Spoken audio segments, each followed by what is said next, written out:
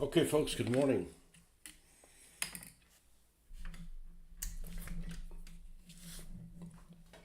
Don't know how long I'll be on here. I feel okay. I just sound like I'm freaking dying here. And I think I've got some form of sinus infection.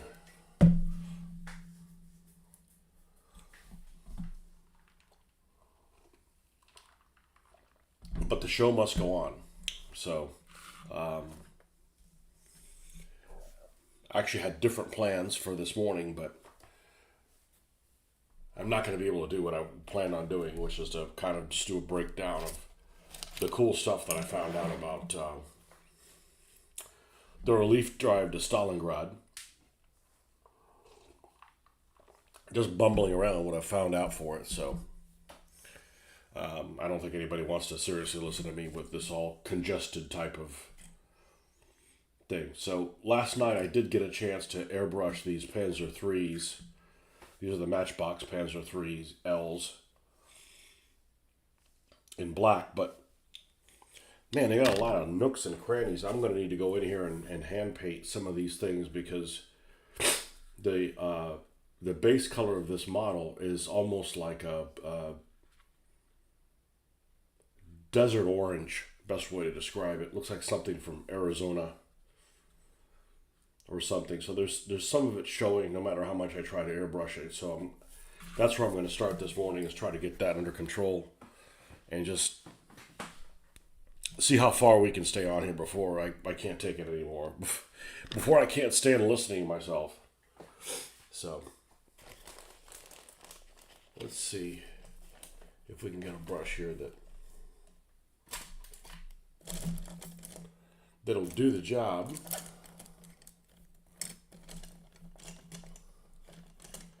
We're gonna abuse it a little bit, unfortunately. Something like this. I think this will be fine.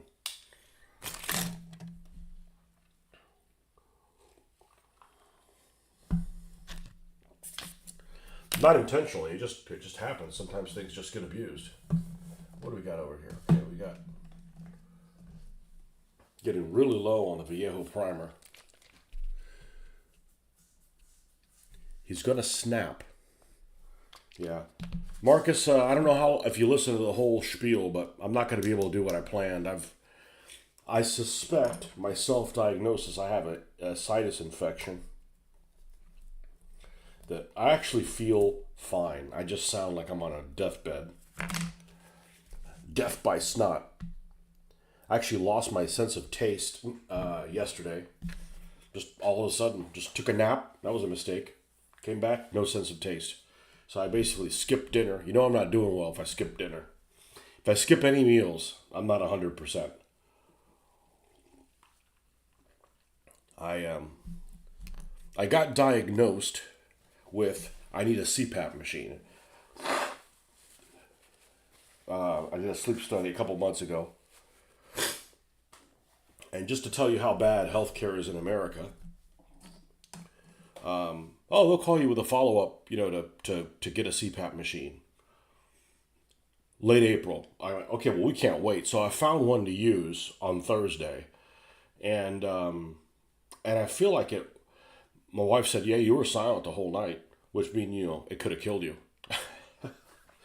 No, but it was fine. But I think I picked up something from the dryness of the air, or I don't know something, and I just 2 nights, like last night, I just couldn't deal with it anymore. But I couldn't breathe out of the right nose for sure. So you don't want to listen to this shit all the time while I'm trying to pronounce those Russian names. So we'll put it off for about a week till I get better. But the show will go on. You sound pretty normal in my ear. Well, that's a dick thing to say. You sound the same as you always do. Thanks for thinking about me. No, I feel fine. I'm just drowning in snot. Yummy. No, I actually feel fine. Not having any taste. Let's see. The parents, my mom came over and brother came over for late lunch, early dinner. They eat at weird times. They like like I have breakfast at 5, so I'm ready to have lunch at 11, and then dinner again at 5. I'm usually 5, 11, 5, and they didn't come over for lunch until like 3. I'm like, all right, well that's multiple breakfasts for me, but okay. So my I should have taken my wife's advice. She was like, "Hey, you should take a nap because you didn't sleep that much." All right, so I took a nap and I come back and I got no sense of taste. Weird. It's funny. I went through all through COVID, never losing it, and of course I don't know that I ever did get COVID, but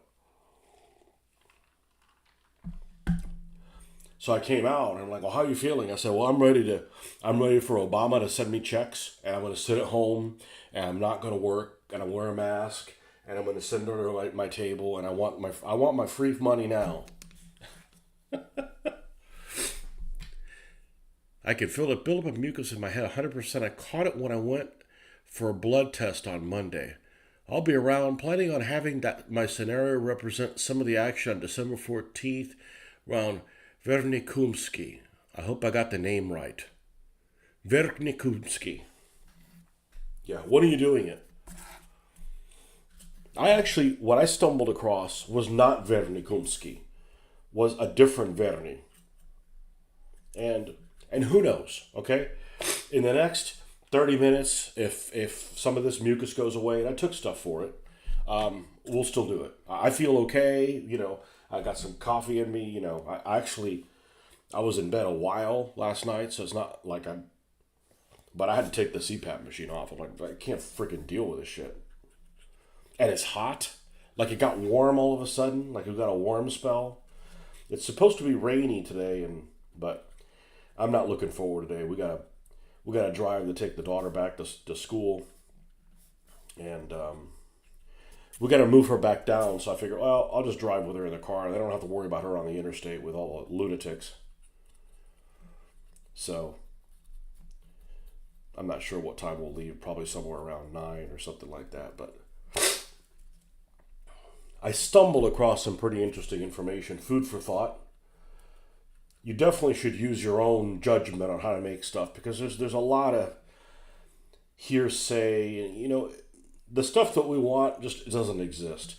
We want, like, oh, there's an action in a village. We want to know exactly where the buildings are. Oh, if you had some Panzer fours that were defending the village versus Russian attacks, we want to know which building, which way they were facing, and if they were, hiding in the buildings in between. Like that stuff just isn't going to be available. You know. I think Friday night could be Saturday during the day. Depends on your Virginia friend's schedule. What's up, Victor? Yeah, I should be busy. I probably will not have a show on Saturday morning. That's all I'm going to say. There might be something scheduled during that same time here. I don't think that thing scheduled is going to be live, though. I just don't want to put all my eggs in a basket. Something goes sideways and can't film another thing for a month, and we'll see. So there probably will not be a Saturday morning session next Saturday. So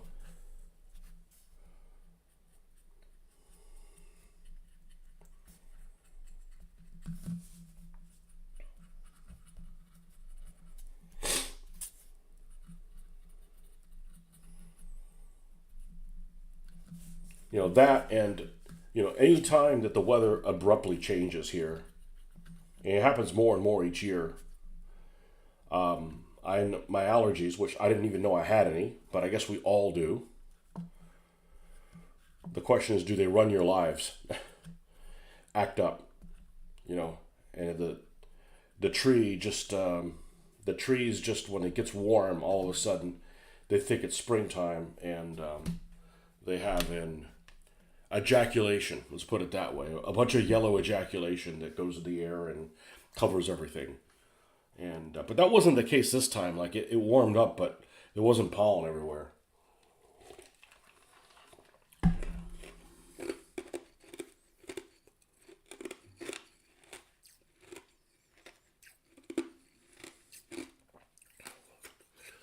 Did you ever finish watching the entire? No. No, first of all, I was only going to watch it. I tried watching it like one morning or something like that, or at lunchtime, and it's filmed. So many things are filmed so dark that if you're in an area that has any kind of like light, like inside of a car, like in the daytime, it's hard to make out like the details. And the subtitles were so damn big.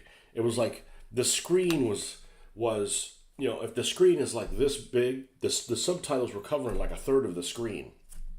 It was weird. I don't know. And I watched like the first scene on the bridge, and it didn't grab me.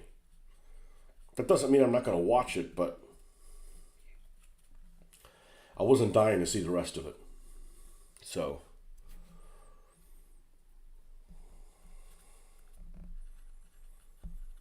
and there's the same hokiness or whatever. You if you have a tank by itself, I don't care how good a tank is, it has severely limited visibility.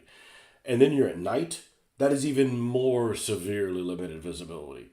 If you're going to defend a bridge with a tank, right? Because I mean, I think the whole thing was they needed to be on the bridge. They needed to be on the bridge to it was being wired to blow up. Yeah, I'm not giving away the movie. I only saw the first 7 minutes. It's 6 minutes, and it's defending the bridgehead, right? But it's on the bridge itself.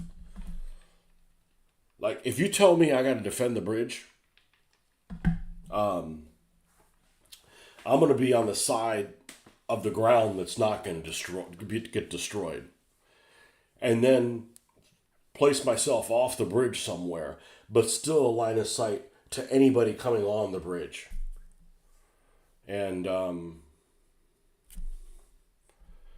if any infantry, like they can only cross on the bridge, not like they can come from every direction. The other thing that throws me off, and I don't know how often this happened, the more you start knowing about this stuff, the more you start questioning everything. And one of the things that I find very strange is when you have a tank that is being engaged by infantry with small arms, like, Pepe Shah's, Mosins, anything. You're just firing machine guns at a tank. I mean, yes, I know they're trying to distract them, and maybe they'll accidentally get a fragment that hits a vision block or something. But I mean, you're giving your position away. And like, you can't do anything against the tank. So why wouldn't you just stay quiet? It's different if you're like on top of the vehicle, right? Or you're in a place where you can like put a Molotov cocktail or somehow disable the tank. But you're at some unknown distance within small arms fire, and you're engaging a vehicle that you can't harm. And you're like, hey, asshole, I'm over here. And like, I just don't think that would happen. I mean, I know that the Russian peasants, many of them are not very smart. I just don't think that's just that happened that often. And you see it so often in movies, you know? It's like literally a tank is really powerful, but if it doesn't have infantry support, like infantry can see everywhere. One of the things that I read a couple of years ago was that given a choice, most people would prefer not to be in a tank because the tank attracts a lot of attention. It's loud. It's going to be, you can't hide from anybody. So, I mean, yeah, if you don't have a tank, it's a great place to be. But if you do, or you have anything else, you're going to attract every single thing that comes out to you. Where infantry, you'd be like, okay, nobody can see me. I mean, obviously, if you're there with your other 200,000 guys, yeah, they know you're there. But if it's just like, a couple of dudes, you're like, shut the hell up. You could be like, that one guy in Platoon, right? The guy that had a bad, he'd cover himself up with another body and survive, kind of thing.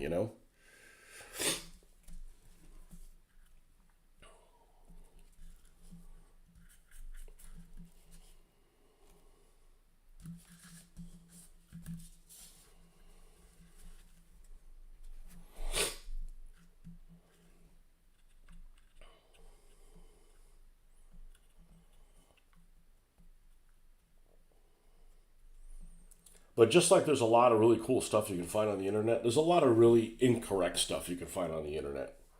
Like you could look up Operation Wintergewitter, and the next thing you know, you come across, and I came across this, a diorama that somebody had made, very well done, with like a T-34 or something like that, like fighting in a built up town like Kharkov or Stalingrad or something that had industrial type buildings. To my knowledge, there is no fighting that happened in Wintergewitter with any buildings that would be considered industrial or a depot of something. It is just all going to be like little village houses. I mean, even in those villages that are there now, there aren't those kind of buildings. You know, this is a really desolate part of the Soviet Union. It's very arid. It's it's flat. There's like nowhere to hide unless it's like in a divot in the terrain, or behind a wreck, or in one of those wadis. I want to call them wadis because everybody has there's several different names for them. In this one book that I was reading, they kept referring to them as. I was listening to the book. It's actually a book that I own a copy of, and I didn't know that I have a copy of it. I never read it. I got it from the military book club a long time ago, around 2001, 2002, or something like that. Never read it. I believe it's called Blood Red Snow, and it's the accounts of a German machine gunner, and by machine gunner I mean he's like an MG-34 operator, MG-42 operator. I don't think it really says which one, but a heavy machine gun operator on the Eastern Front. And if I remember correctly, the book kind of starts at the same time that that Generation War starts. He gets shipped to Stalingrad, and Stalingrad's already going on. So it doesn't have any earlier war stuff. He basically he gets recruited, or he gets drafted, or he goes into service in September 1942 kind of thing. And he gets out of the pocket. I don't remember exactly how. Probably gets wounded and flown out, something like that. And he goes through the end of the war, whatever. Not a great read, but he does talk about those Balkas, the Russian wadis, which he refers to them as Rachel. Yeah, and I'm like, how the hell do you even spell that? Like, what do you? I mean, it comes up all the time. You're listening to an audiobook, and I'm like, that's why I like to read, because you can like see what things look like, and you're like, sometimes when you hear something, you're like, well, how exactly do you spell that? You know, and Rachel is spelled like Rachel, like the girl's name Rachel, and that's what the Germans called them. Is just the wadi, really. It rains, these things form, and then it dries up, and you've got these sand traps, so to speak, whatever. A dry riverbed. And, yeah, you see, he talks about them a lot, and that fighting, they're like super prominent. Like, that's like one of the important things. And they're not huge. But they're a terrain feature that is even more prominent because it's in an area where there's no terrain features. It's like you're playing on if you're playing on a pool table, not that that area is like a pool table, but if you were to play on a pool table and there's one crease in the middle of the pool table, that becomes a huge terrain feature because there's nothing else there, So it's kind of the same, except it's actually reversed because it's an under, it's a sunken feature.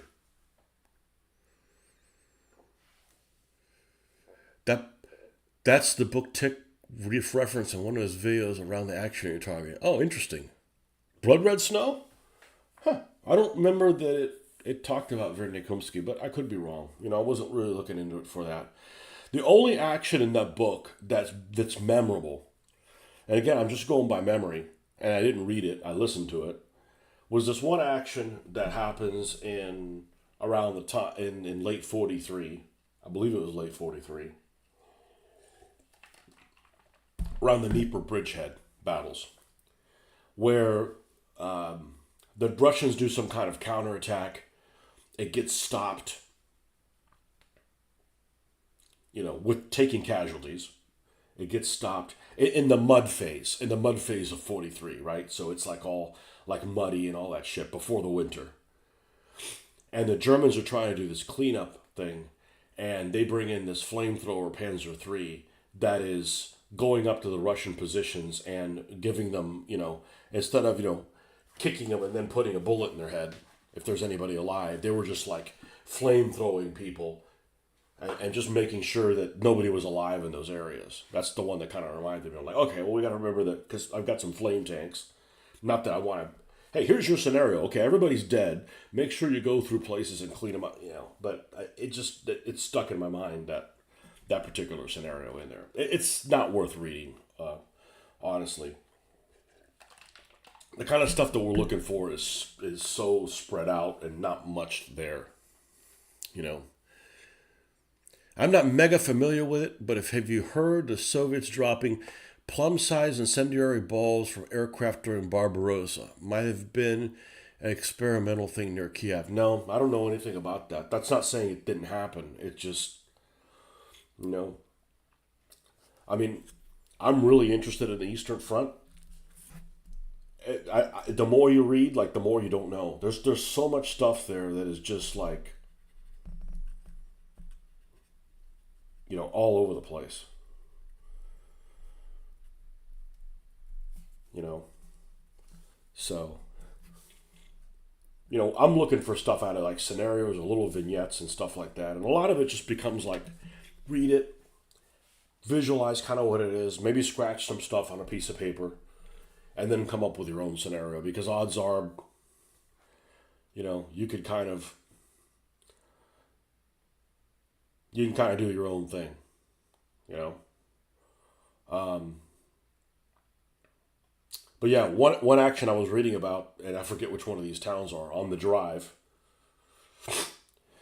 because the way this is my unofficial reading about kind of the whole pace of how it went, and this is only with the Sixth Panzer because it was the one that started off. The 23rd and the 7th and the parts of the 23rd and the parts of the 17th showed up later, and this account, two of the main accounts don't focus on that. Rouse's account, which he's very difficult to read. I literally gave up reading his book because he's so it's the most self-aggrandizing thing I've ever read. I don't think I've ever read anything that's more.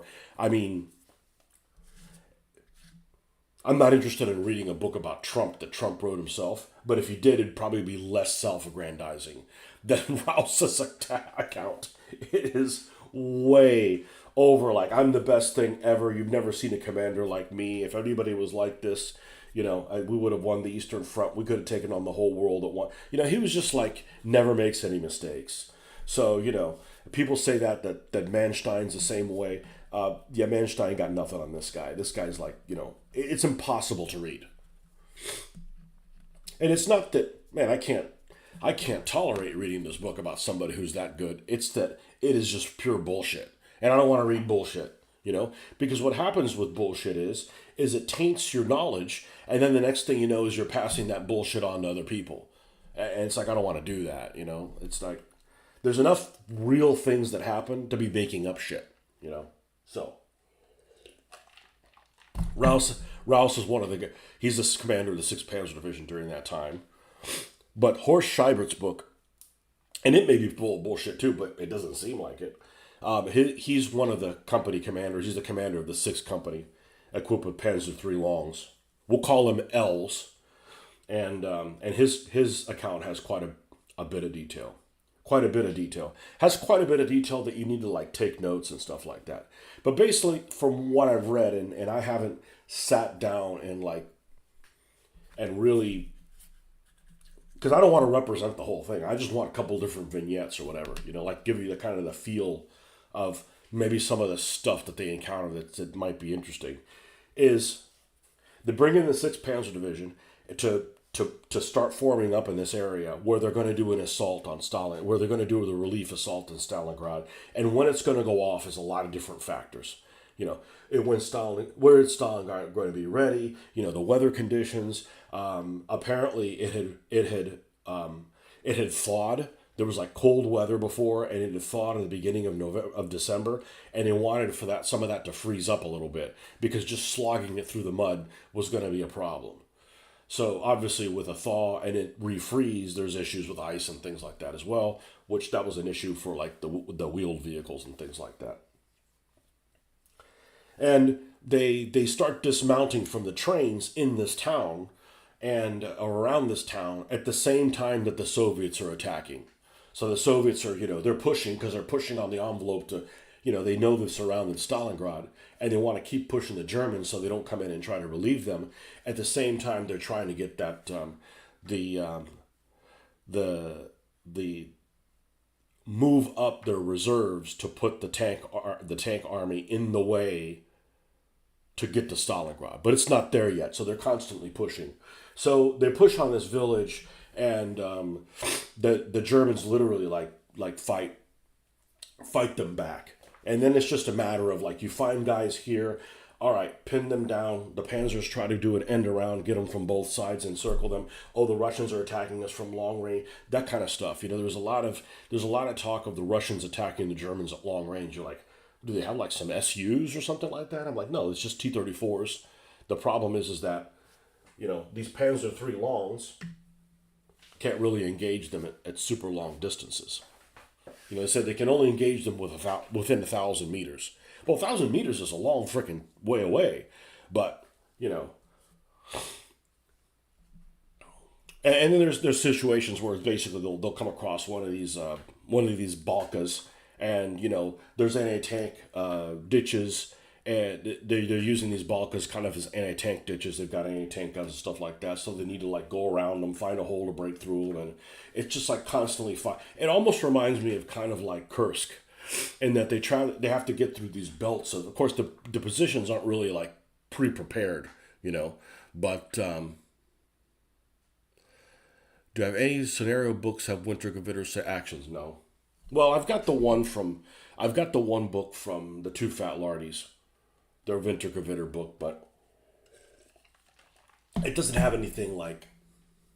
It has stuff that they like you and I made up. It doesn't have anything like that's like definitive.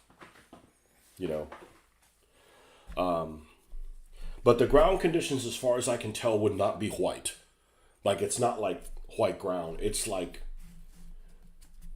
I mean, hell, the Russian tanks, for the most part, I know I painted mine with white camouflage because they look better, but a lot of the Russian tanks, well, there's not a lot of pictures of it, but it seems like a lot of the Soviet tanks are mostly green. My favorite white man's back. How are you?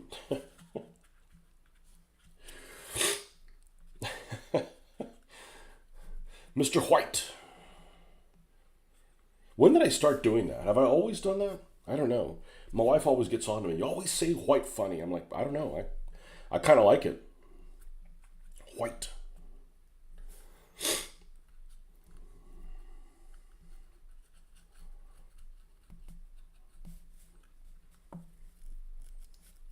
Yeah, these last little bits here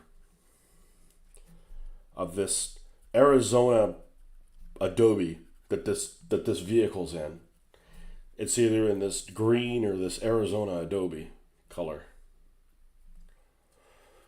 I want to make sure that it's covered up.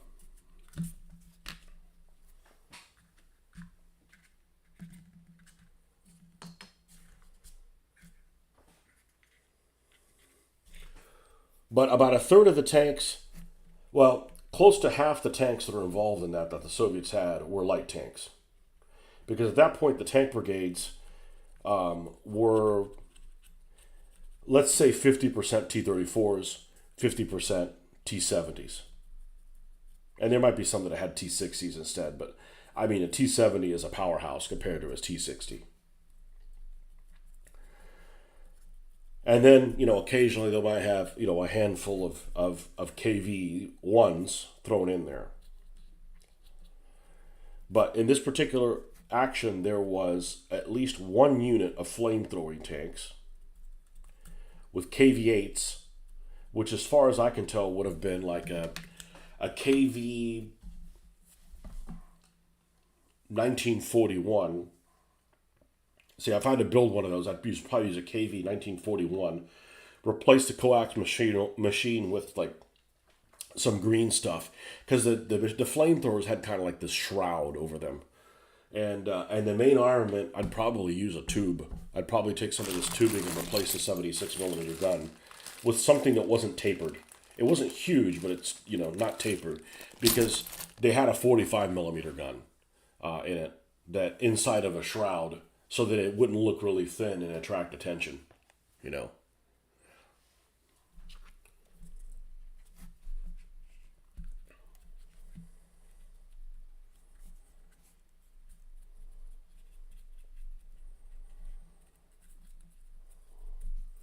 But the German tanks actually had more armor on the front than the T-34s. The problem is it's not angled.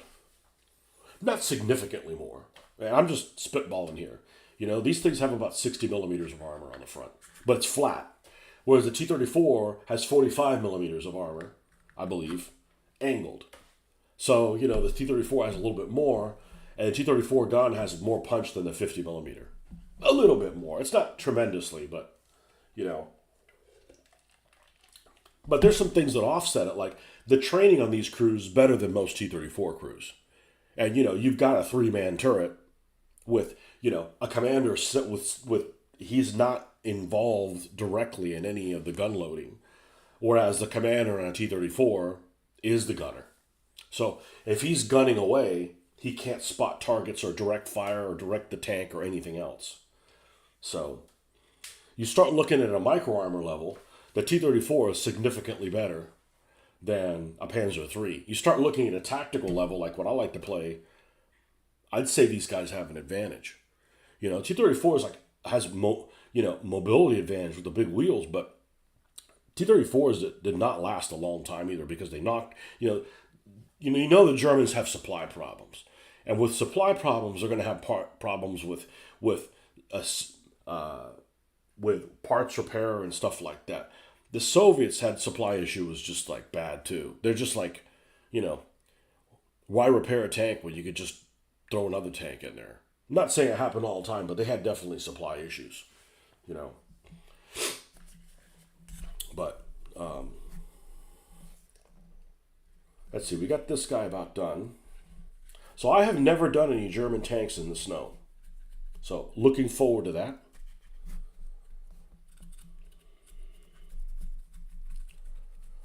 But I'm not going to tell you anything, like that you couldn't already find out. That you're going to be able to process within a week. So go ahead and play your scenario wrong.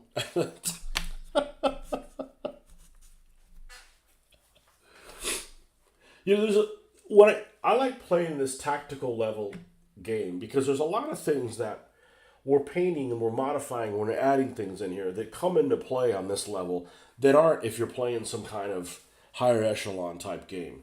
Like, look at a Panzer III. Okay, you look at a Panzer III and it's like, all right, well, this is not a bad vehicle, but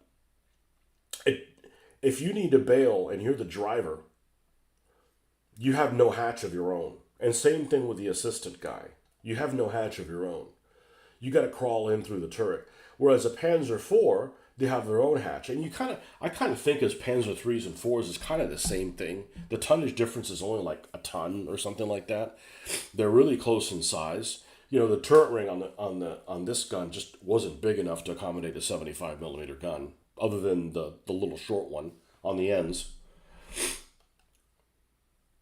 But they used these things for the Stugs just fine. They did great for the Stugs. But I kind of think of them as equivalent, and in some ways they are, and in some ways they're not. But like, if you're a crew member, and you're the driver, man, it's gonna feel pretty like, man, if something goes wrong, I gotta wait until the people on the turret bail, or if they're dead, I gotta move them out of the way so I can get out. Because they had these little escape hatches, and the late L's didn't have them. So what I'm going to do is I'm just going to leave them on there. These are early L's. I looked in the squadron signal book and it made it sound like the L's didn't have them at all, but some L's did, and then eventually they phased them out. But they weren't really useful because they would store ammunition in their way. And it's not very big. Like, I probably can't get out of one, but I'm not exactly on a German 1941 diet, you know. You received that 15 millimeter sci-fi tank vehicle order from the U.S. yesterday. One broken main gun and a few wheels broken too.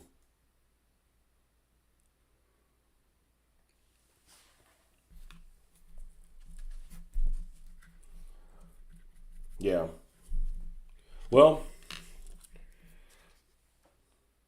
sometimes you get stuff that's broken and it's packaged really well, and sometimes you get nothing broken and it's packaged poorly. I've gotten stuff that's just literally like thrown in a box with like nothing in there, just you know.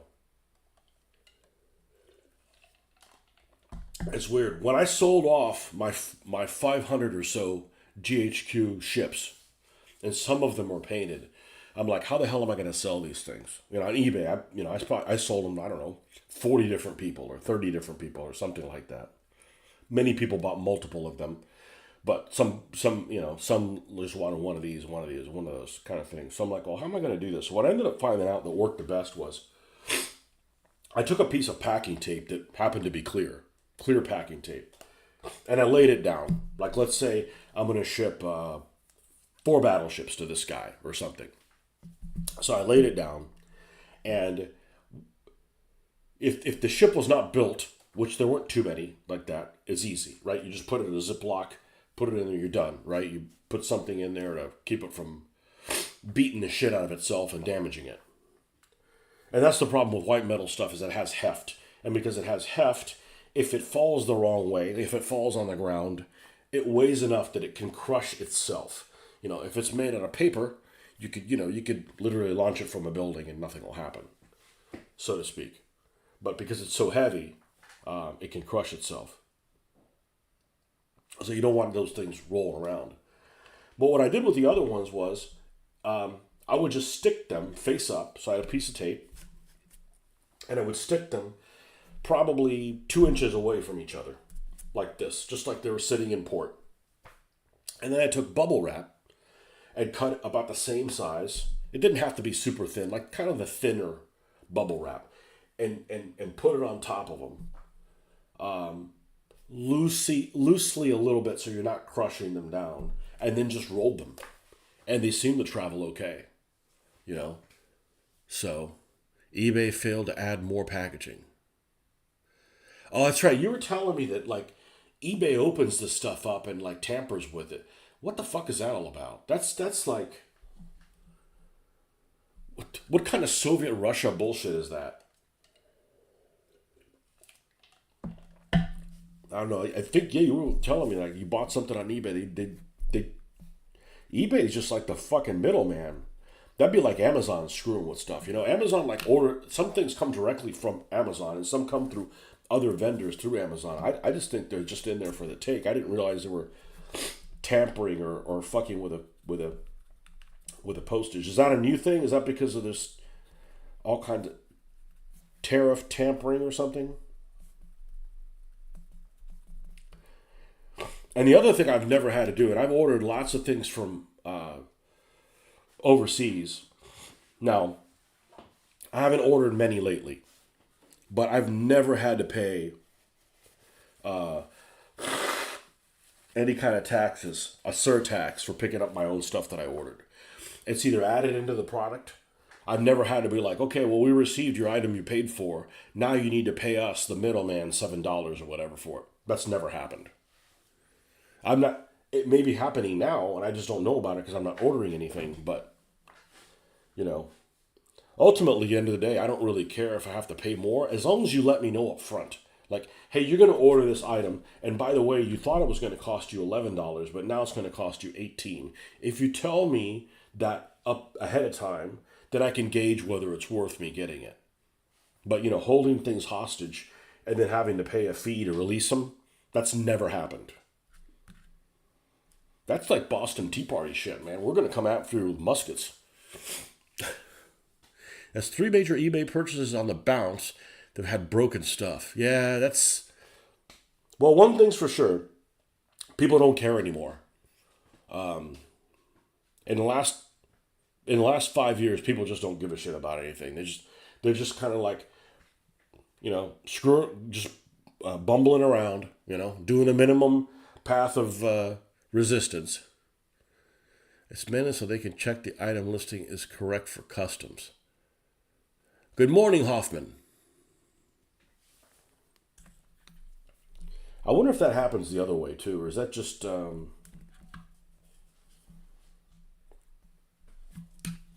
something something by your government imposed? I said I haven't ordered anything overseas lately. I've reached the point where I'm happy with what I have, and I just need to work on the stuff that I have.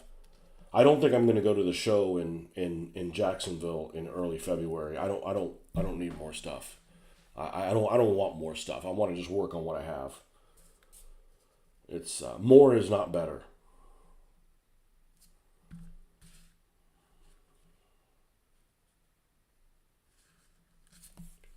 I don't know that I can get away with. I've never seen a vehicle model that has this many nooks and crannies. It's not a problem. It just takes some time. Attention to detail.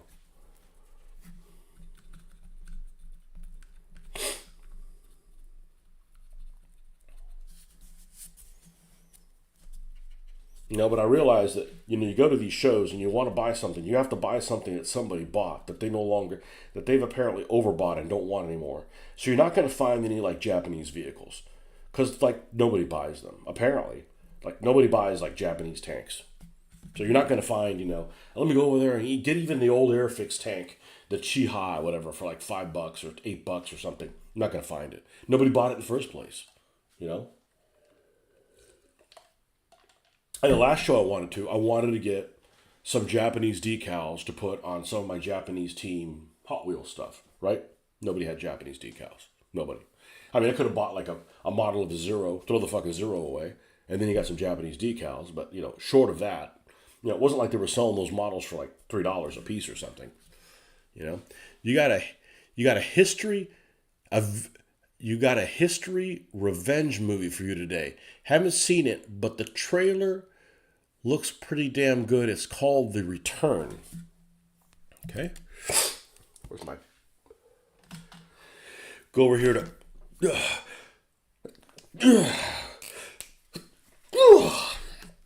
Hoffman Corner. The Return. All right. Well, I'm not filming on my phone, which means I have my own encyclopedia I can surf with. I love revenge movies because they make sense to me.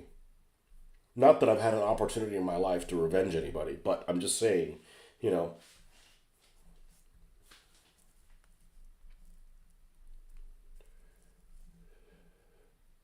The Revenge... Oh, The Return. The Returns. My bad. Got me so excited about revenge, I'm typing The Revenge. The Return. Okay.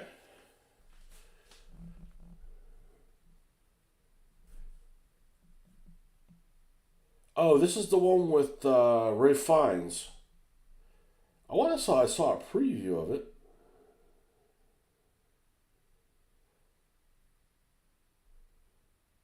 Well, he played... What? Is this the same one? Like a Odyssey one? I mean,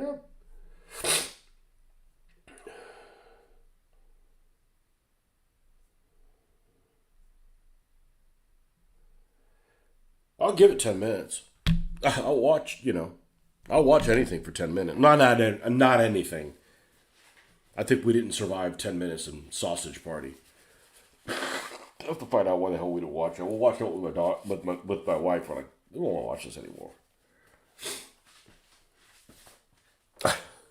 Too crude, or I don't know what it was. I can handle crude stuff, I don't want to watch crude stuff, but I can handle it. The eBay International Shipping Program is best avoided.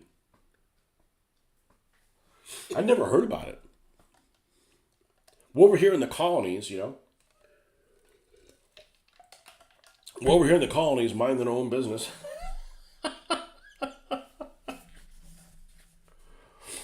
It's funny. What was last week? Last week's show, one of you guys was saying, "Hey, what do you think about Venezuela?" Ben's like, I'm like, "What in Venezuela?" I don't know. I don't. I'm basically an agnostic when it comes to current events. There's so much nonsense and so much doublespeak and so many lies, and like I just don't want to hear about it anymore.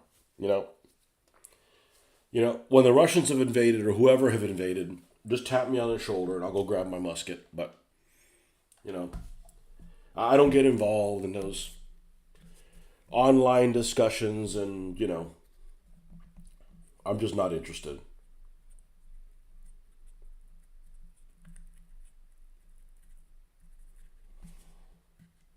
I know people that get upset with the news. I haven't sat down and watched the news since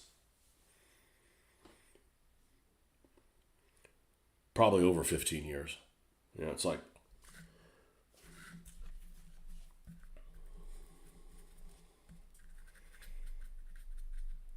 it's just basically an example of that the coffee chocolate thing. You turn on the internet, chocolate's the best thing for you. Coffee bad. Then next week, oh, coffee's the best thing. Chocolate kills you. It's like, I'm tired of the double speak. Just shut the fuck up. Just like I don't care what you're saying. You're a bunch of liars.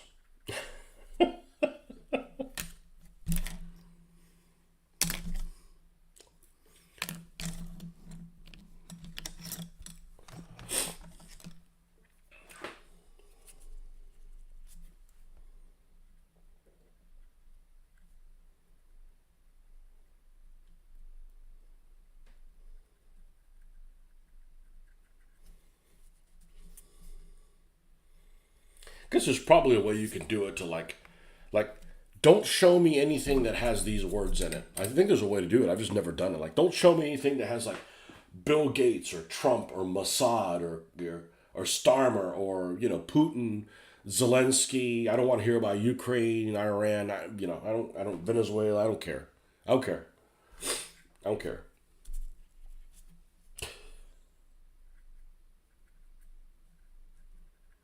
Laptops. I don't want to hear about laptops.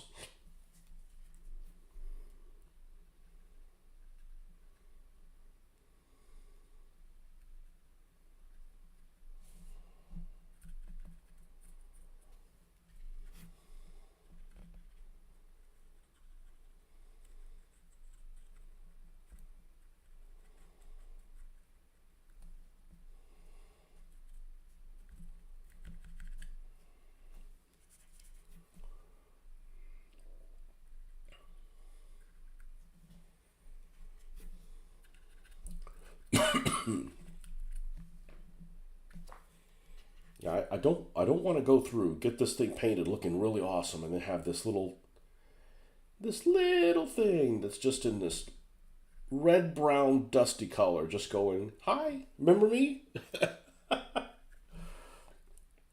That's all.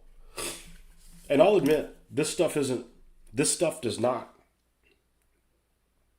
protect great. I don't really know what a primer is supposed to do. Maybe it's supposed to be on there so when you put paint on there, the paint attaches and you don't lose it. But the primer itself is not very durable. I don't know that there's any primer that I have used that is really durable other than like using like black Model Master spray paint, right? Which isn't flexible, so you got issues with that. When you put this stuff on here, start handling it a lot, and it'll come off. But I've painted over it, and it doesn't come off. But I'm also, careful, so maybe it's just doing its job. But this stuff is really good, and maybe the Badger one is good as well. And I think that's what I'm going to do is when I run out of this stuff, I'm going to use this Strill, whatever you call it, Strillets or whatever the hell it's called. It's got like a Soviet name or something. And it's a polyurethane type thing, and people, rave about it. Of course, that's the problem is people will just, oh, I'm a Badger fanboy. I'm going to promote everything the Badger is. I like Vallejo products because they're available locally, but I understand there's better things out there.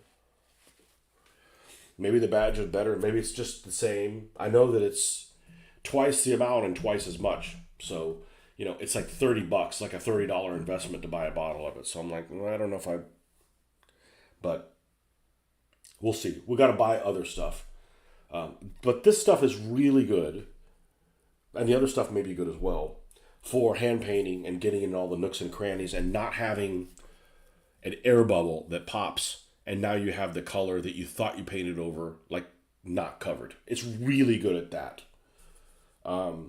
It's probably better than anything. It used to be like the thin down Model Master black acryl or even the enamel one was really good to like push that stuff out of the way as opposed to just using regular acrylic paint. But this stuff is thin. It's self leveling, like it doesn't become thick unless you tamper with it while it's drying. But that's going to happen with anything. But it does a really good job of getting into the nooks and crannies, and not like you painted over this, but now they left an air pocket and it popped. Like it's good for that not happening.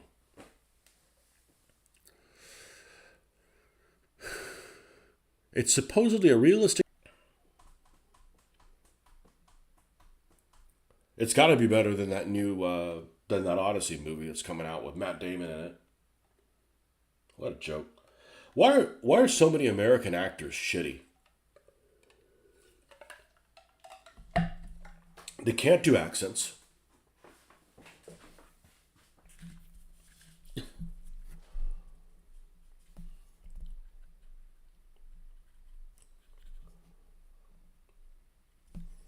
I don't know. Somebody might be out there.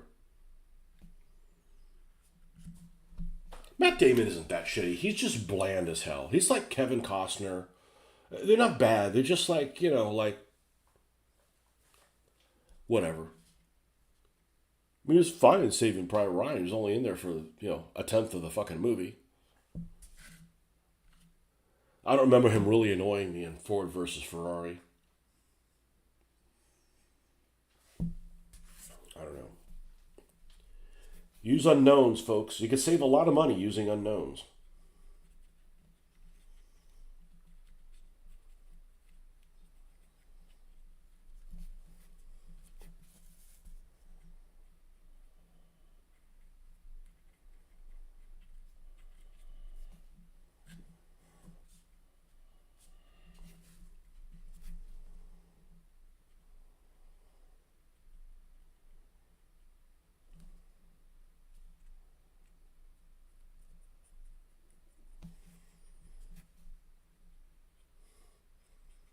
So there's no like monsters in it.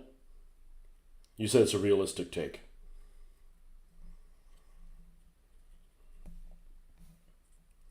I actually am one of the people who didn't hate 300. Now I didn't watch it a second time, but I did not want to see the movie to begin with, and then I just kind of talked myself into that. Oh, this isn't what really happened.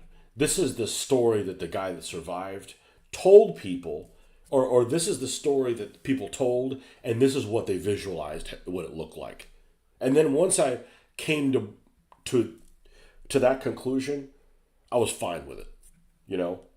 But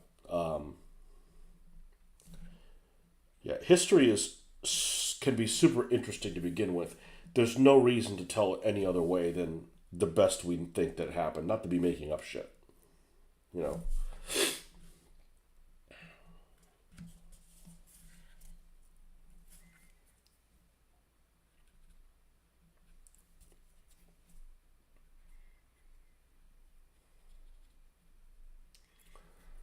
Okay, did we do this one?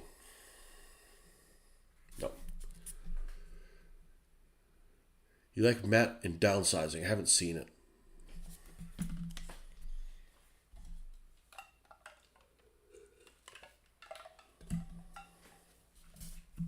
But then you start thinking, you'll take somebody like Harrison Ford, right? And Harrison Ford's done some roles that he just excels at.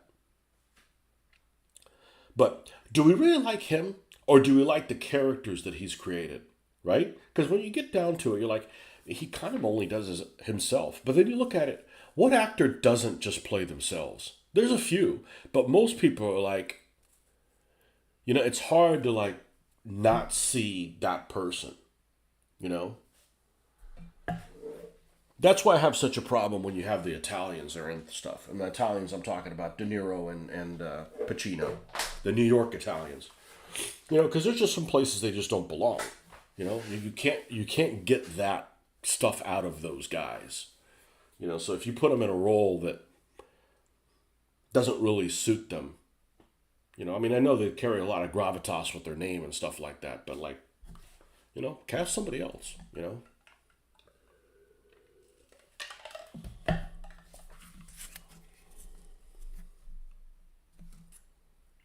downsizing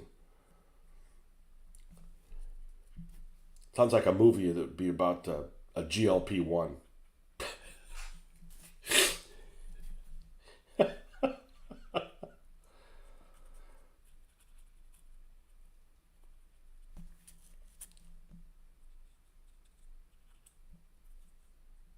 What's that movie that's the opposite, right? There's a movie or a series, I haven't seen it, where some guy like Super Size Me, right? It's called Super Size Me. I haven't seen it. I think it's about a guy that eats everything. I don't know. I don't know what it is. It might be a documentary. It might be a mockumentary.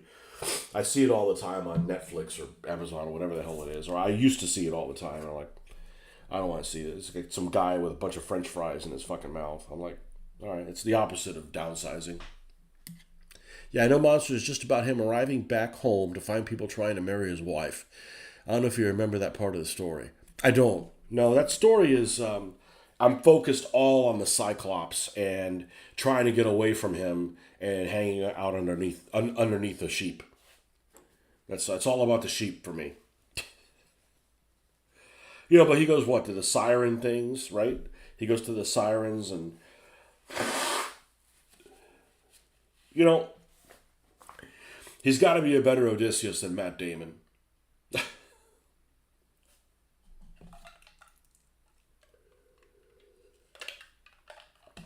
What was Odysseus before?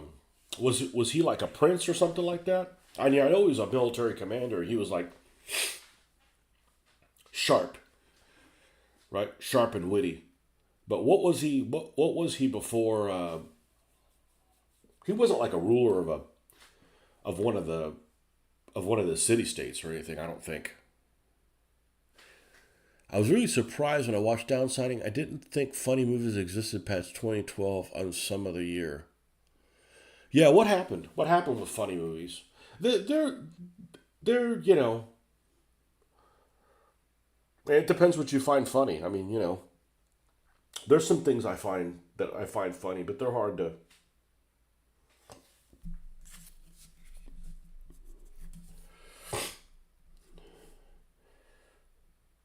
There's some TV programming that's funny that's after that, but it's you get a lot of unfunny stuff before you get something that gets that way. At least they haven't laugh tracks haven't made it onto movies. Imagine if movies had laugh tracks, that would be bad. That would be really really bad.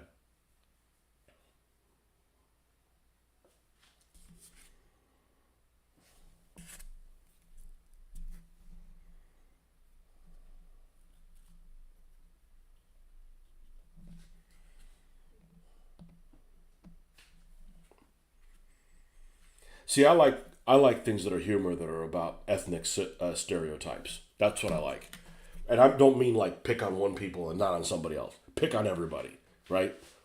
That's what I like. That's the stuff, and that's like, oh, you might offend somebody. I said that's a lot less offending than putting like creepy sexual deviancies in movies. And it becomes really difficult to like watch things with your family. Like you don't want to watch something with some deviant shit with your like 11-year-old daughter or 11-year-old son or kids or something like that. Like, and it's just like it's in everything all the time. You know, and that's the stuff I find offensive. When you're watching something, it's not supposed to be that kind of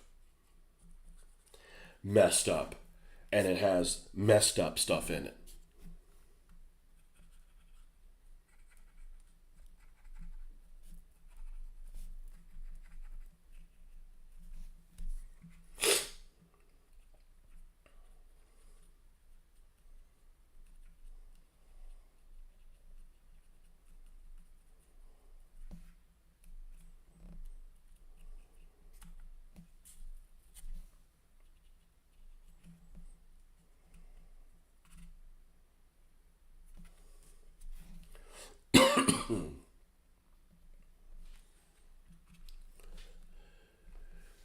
The end of the story, he gets back home only to find a bunch of guys trying to hook up with his wife. So him and his son start killing them all. He's like the ruler of an island. All right, well, I'll watch it. That sounds good. Like I said, it's got to be. I like Greek stuff. You know, it's woven into our fabric of Westernism. Yes, we're here to. I'm here to invent new words. I'm the. You can call me Tony W. Just inventing new words that don't exist. It's woven into the fabric of what we are, whether we like it or not.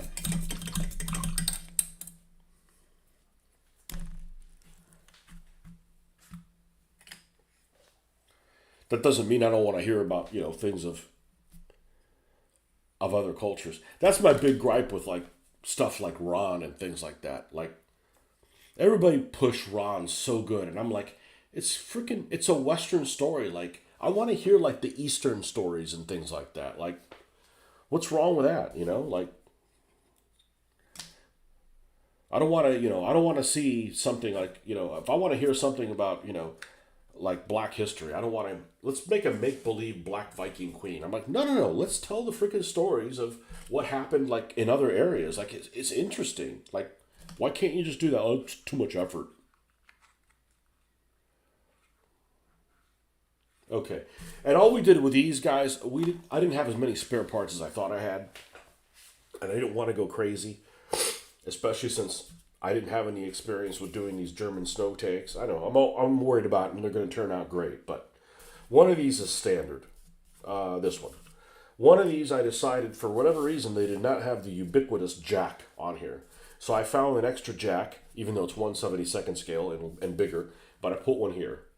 And the other one, and I'm sorry, I guess I screwed with all three of them. My bad. Actually, that was not intentional. This is actually the turret that goes on here. This is the one with nothing on it. One with built just as is. One with a jack on it, and this one has an extra piece of track on the front, which is lame looking. I'm pretty sure it's from the Fujimi Stug on the front, and there is a little tarp that is reminiscent of the one that comes with the Eshi Jagdpanzer that's rolled up and I put on the top of the turret there. And I don't know if I'm going to make that. I was thinking initially of making that red, so it looks like the old crooked spider flag rolled up. I think I'm going to do the command one with a crooked spider flag on it. It's removable, so the bots won't go crazy, But the crooked spider flag, with being so bold and red, should look pretty interesting on a vehicle that is very light colored. But I don't want them permanent because I can't show it on YouTube. I don't want to get into trouble for that. I want to get in trouble with the bots. Nobody's going to come in and say, "Hey, you're promoting those Nazi fuckers." I'm like, no, because every time I bring up how freaking bad those sons of bitches were, right? But bots don't care. Anyhow, if the return is as good as the trailer, it looks pretty promising. I got to get going to make a taco run this morning. Is that like code for something else? You bringing some people up over the border? Taco run early. I like tacos, but the fake ones. The ones we invented here in the colonies, the fake Tex-Mex ones. But not out. Like problem is I can eat like 12 of them. Okay. That's ready to go. I'm gonna wait for these to dry a little bit, and then it's 7. I don't know what I don't want to get in the middle of something and not be able to finish it. Let's flip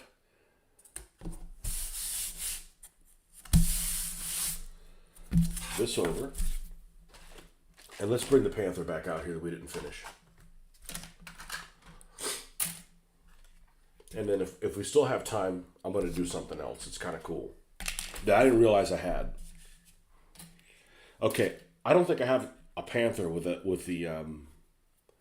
turret open.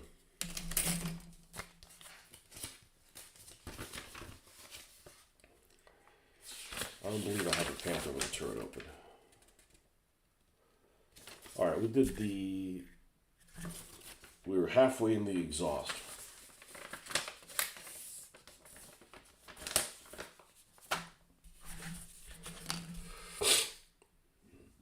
The old Hasegawa Panther, which I'm sure all of us have built one.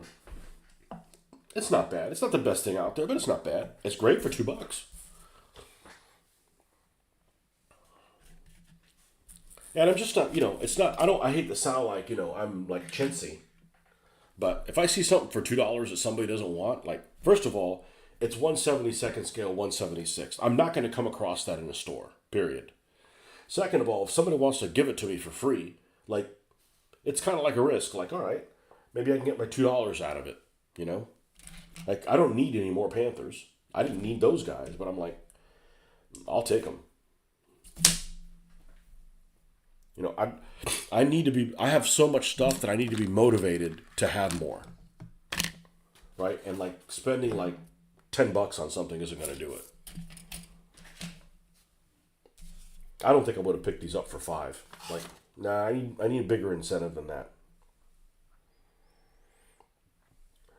Okay, where did we leave off? We have those two tiny pieces which are 24, which are not to scale, but we'll put them on anyways for the exhaust. And they are right here. And these are the kind of pieces that are just going to fly all over the place if I'm not careful.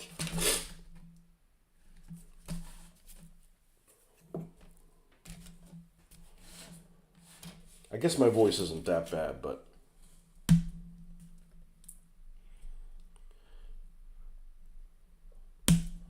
I did have some taste this morning. Like I said, I went through that whole COVID thing. Never lost my taste. I mean, you remember that because like I like to eat. So like if I don't have a sense of taste, why bother eating?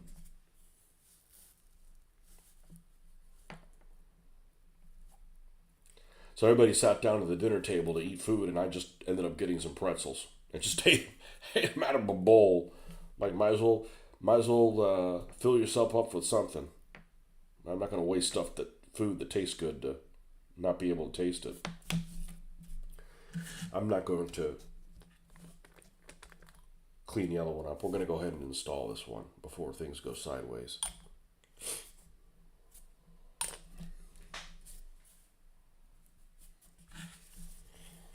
Yeah, I spent about 5 hours in the car today, all told from beginning to end, but I'd rather take her down there than have to worry about her driving down with all the lunatics. All the distracted lunatics. You'll see it all the time. There'll be somebody that'll be like following behind a tractor trailer. And I don't know how it is in Britain. In Spain, they drive better than here, which isn't saying a whole lot. I drove a fair amount in Spain. One thing I noticed is tractor trailers or big trucks don't go the speed limit. They go 10 under. So if you need to go around them, you can. It's not like you have these car that's trying to pass this truck at like half a mile an hour faster, right? Like the speed limit's like say 70, just to say a number, right? And the truck is going 71, and somebody's trying to pass them at 72 and blocks the entire lane. The trucks, at least the ones I encountered, seem to be going 10% under the speed limit, so you could get around them. That was a big difference. Just that alone. Now, maybe I got lucky, and that's not the case all the time, but I can tell you that on the interstate here in the United States, it's a freaking mess, and that's one of the big things. And then you also have people that just don't get around something. Like if I go to pass a truck and the speed limit's 70 miles an hour and the truck is going like 68, I'll floor it up to 85. Get around them and then go back to, the speed that I'm going at.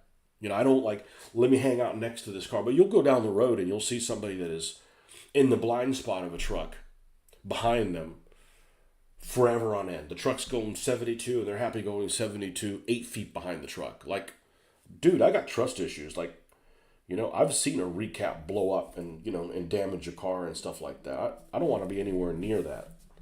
And some people are just like, too trusting. The only good thing about being behind a truck is that if something happens in front of the truck, I can outbrake the truck. So as long as I'm paying attention, I don't mind using the truck as a blocker. Does that mean you're up the truck's ass? No. But there's been times where the rain has been really heavy, and you lower your speed, but it's still like you can't see really well. But you can keep an eye on the brake lights on top of the trailer on the truck, so you watch for that. So as soon as he hits the brake lights, you can start braking, and if somebody stops in front of him, he'll just plow them out of the way, you know. But it doesn't rain that often that I'm on the interstate. I'm honestly not on the interstate that often, anyways. But I keep, other than that situation, I don't want to be anywhere near the trucks. But I don't have to worry about that stuff if we're taking her down there. So we're just going down there and bringing her back. She's been up here since, well, she was here for Thanksgiving. Then she went back for a week, and then she's been here since. So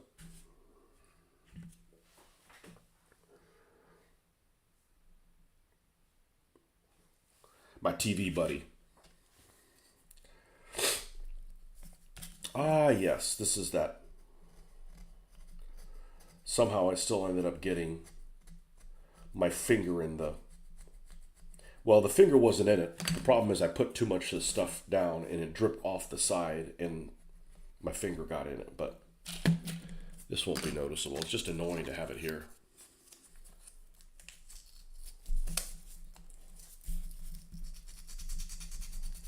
Try to do a good job, but sometimes one's own humanity gets in the way.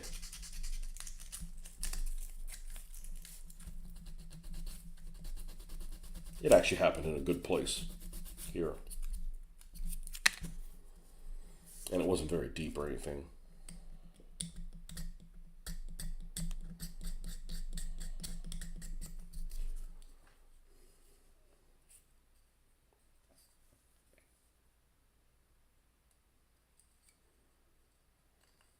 One of these two Panthers, probably not this one, probably one of the other two, is going to be in base primer red. So it's going to be a primer red base. And then we'll put colors on top of that. Kind of like the Yag Tiger.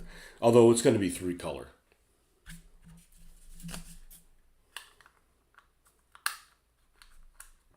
Let's see how we're looking on this fitting in the turret.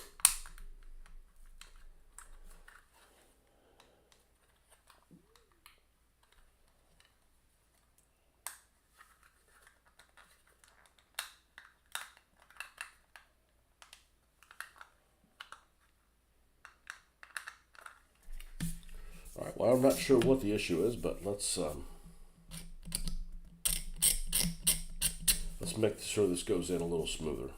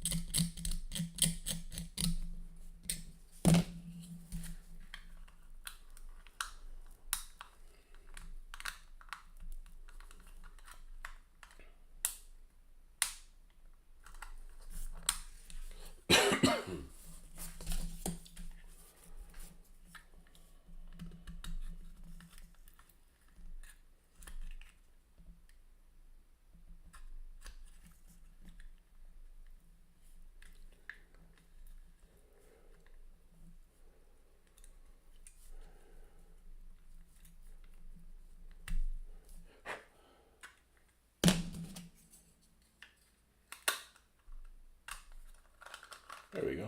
That's all it took. All right.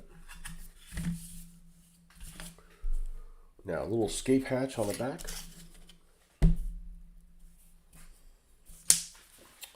I know I moved this thing out of the way.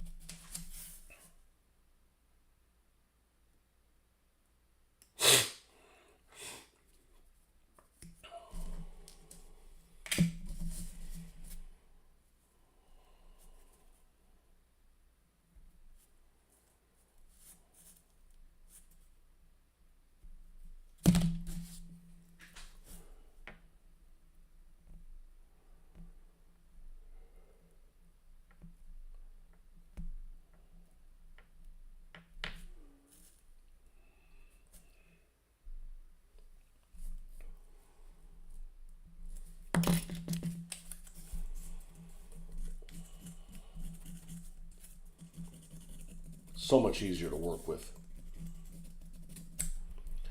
plastic than white metal because first of all, if you do have to modify it, you don't have to put like your whole strength, all your strength known to man to try to like drill something. Like I've never drilled into a die cast, and I'm not going to. It's just too damn hard.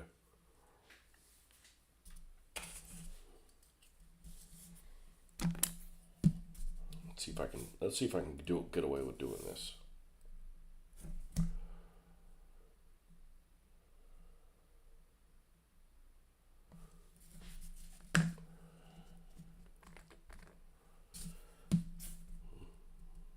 Let's not do. Really? I wish I could lean over my table, but then I'd fuck up my back. Well, the floor is clear. Should be easy to find.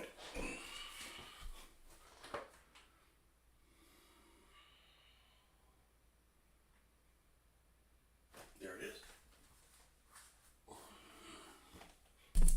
Yeah, if I lean over this thing, I'll get a crick in my neck. It's not like I'm doing it for 3 minutes. I'd be doing it for like several hours.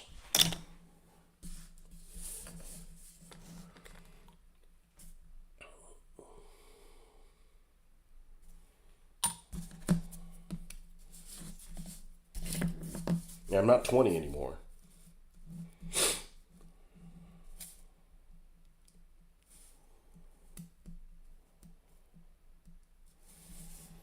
I need to just buy one of those Tamiya ones that are about $8 to $10,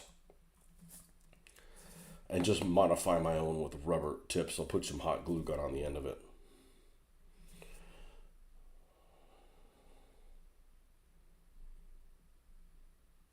I can't buy tweezers sight unseen. I could rebuy them, but not buy them the first time. There's too much crap out there that you're just pissing your money away. Let's get a little bit closer on that. There we go. All right. That's the side escape hatch. And let's see how this ring, the machine, how rude of them to give you a machine gun ring and no machine gun. It's definitely something that's severely lacking on a lot of German vehicles. Either that or they just took a lot of photos of ones with them. But it's not that uncommon to see AAMGs on German tanks after Normandy. It's not like it's that strange an occurrence. But they're hard to find them on models.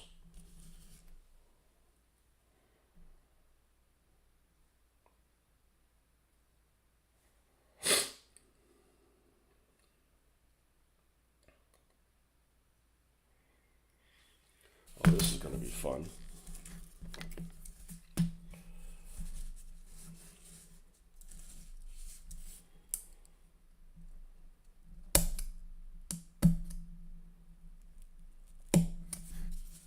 Let's cut that down a little bit.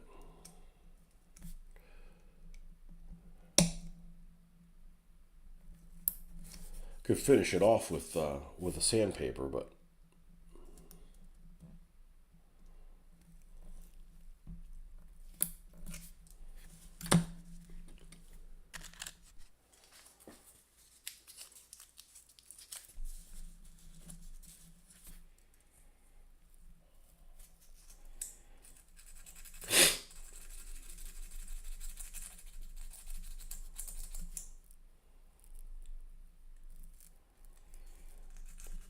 so what are you going to do for the virtual game? You're going to roll for people?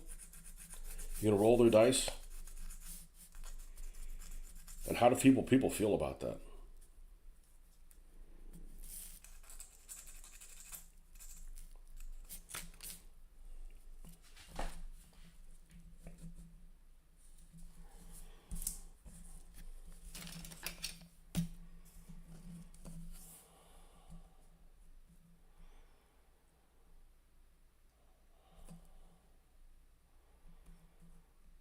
And I feel like I've solved this before. Why am I looking into how to do this? How did I build one of these before? Build a Panther from scratch. I want to say I did. Not my old one. I mean, like one recently.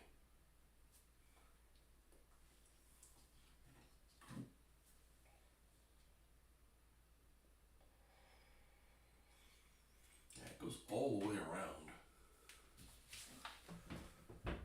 to where the hatch is. So the hatch is going to be open to the side, but this doesn't go all the way around.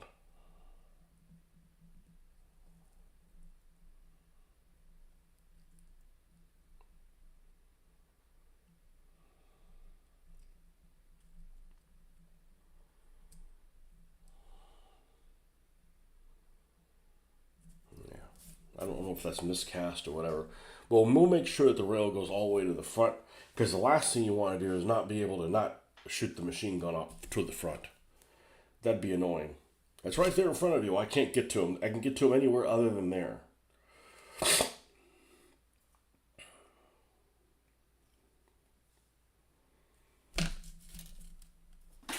The other thing I find kind of hard to believe,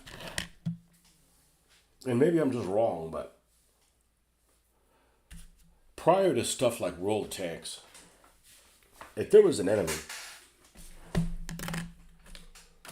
if you have this tank, let me make sure it's in the view. Yeah, okay. You have this tank. Let's put the turret on so it's got a way to defend itself.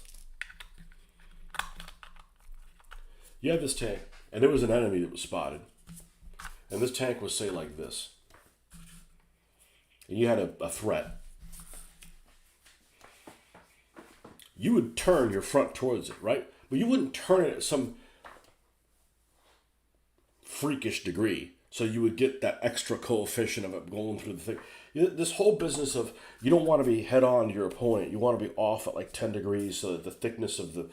Like, I've never read where they did that. Because here's the reality is, right? You have a vehicle that has more armor on its front than anywhere else. So you want to keep that towards enemy. You want to center that on your opponent so that, let's say it starts moving to try to flank around you, you've got an equal amount of space for it to do that. You know, you don't want to be at some like minimal angle where he could get like an extra edge to get around you. You want to have it centered on the enemy so that, let's say you're lining up a shot and you don't want the vehicle to move before you have the shot off. You want like a maximum amount of time to line that shot off, right? Well, you could just like do it like this. I said, yeah, well, he might back up, you know, and then you have the same problem where he turns like this and hits you in the side. So it doesn't make sense to me that any tanker of the period would say like, put your front towards the enemy. Oh, but not exactly right. Go off like 10 degrees. I've never read where that's the case. And I understand the science behind it because it's the same reason why you angle the armor. It's the other angle in the other direction. I get that, but I've never read where that's a thing. No, you let them roll. We have 2 games set up. The local parties control most of the game, but decisions on actions are divided amongst the players. That seems like a lot of work. I wonder who the asshole's going to be. You know, there's going to be one guy who's the asshole. Every game group has an asshole, and if you say your game group doesn't have it, it's you. I don't think that's the case in your situation. You seem like a nice enough guy, but there's always somebody who's trouble. Like in our game group, it's probably never Mitch. Mitch is always, I've seen him upset, but it's probably been only once and 1 out of 100 times. Maybe less often than that.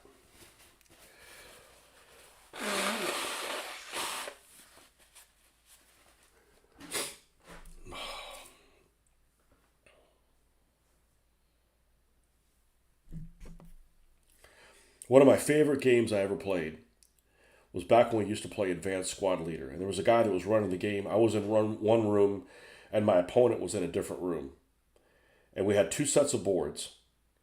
And the GM would come in and say, okay, you put your forces down. He would only put things on your board that you saw. That's a lot of work. He did a lot of running in between rooms.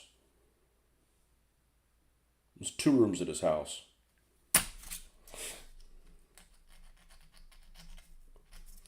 But, you couldn't do stuff like that on a computer.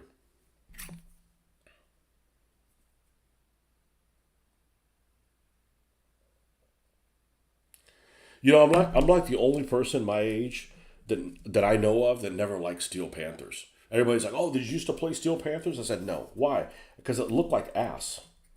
The font and stuff looked like ass. I didn't care for it. Why do you like Close Combat? Because it looks good. But Steel Panthers always look like ass to me.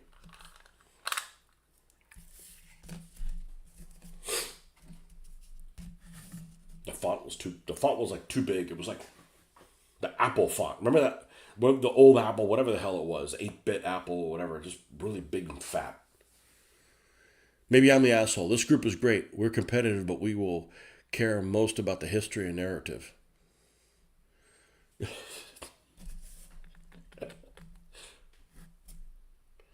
You know what I'm talking about.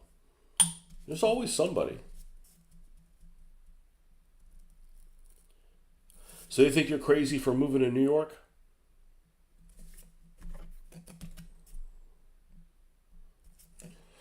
Should have stayed. Man, you should have stayed for us over here where there's freedom.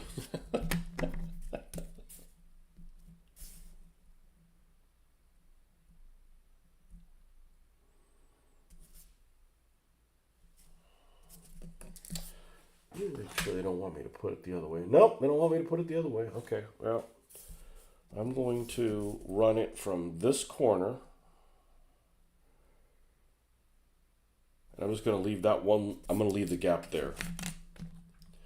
So we're going to put a little bit there, there, and there.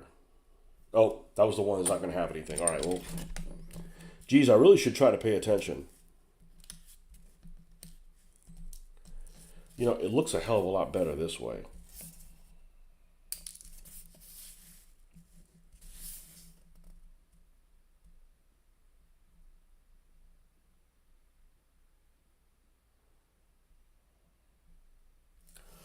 I'm going to attach it this way, even though it could potentially be upside down. It has detail instead of being like flat. Maybe it is supposed to be this way. The circumference isn't right on it.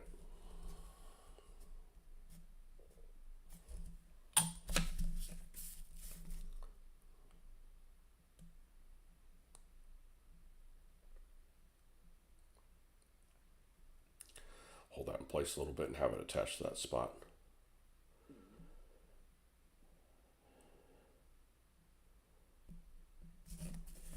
So it just doesn't go around from 6 o'clock to 7:30. There's no ring there. But at least we can shoot it at 11 o'clock. Whatever. Battle damage. Yeah, but they're used to you being in New York City now.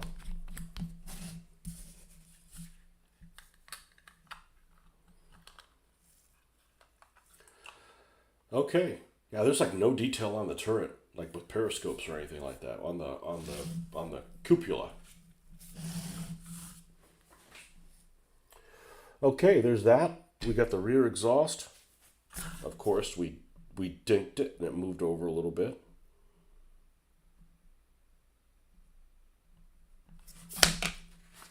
All right. Suspension's done. It's tool time.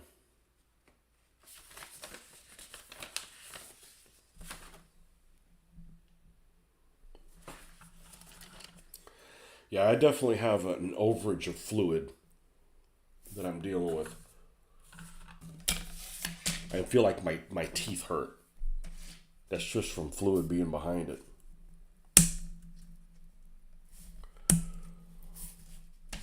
But I'd rather be sick on a weekend than on a weekday. I got work and I got enough problems on a weekday.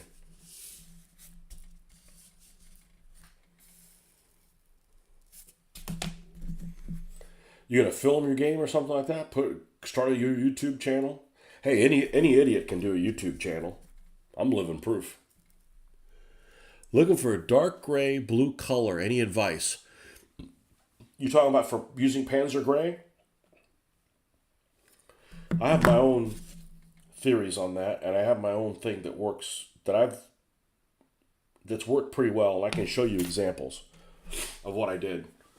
In the early '90s, we just used, Panzer Gray, and I swear the Panzer Gray had some blue in it, a little bit. But we just used like the Tamiya one. I think it was called German Gray or whatever. And when I left modeling, came back, 3 years ago, 4 years ago, I see all this Panzer Gray stuff that has a lot of blue tint to it.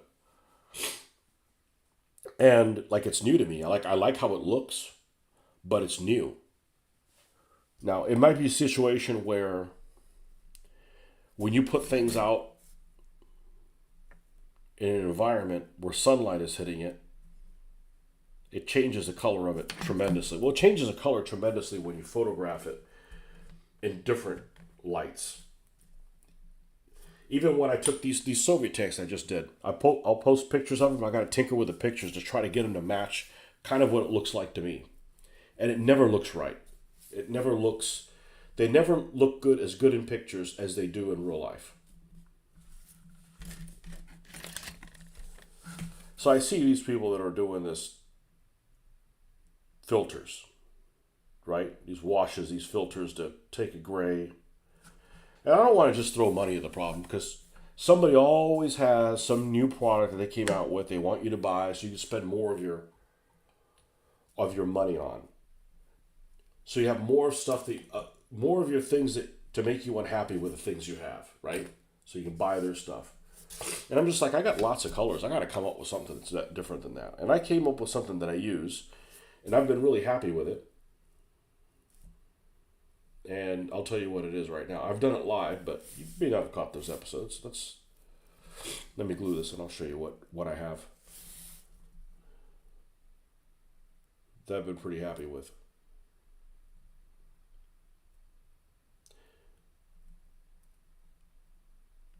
Now, when I go and spray these guys, I have a color set, and I don't think you need to do this. I just happen to have them, so I use them.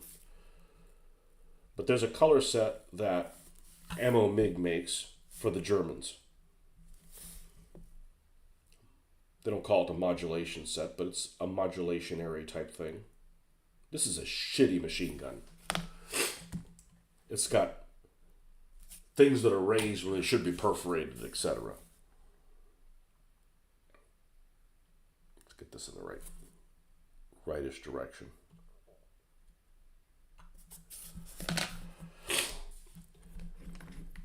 And this color set comes with 3. Do I have one of these color sets here?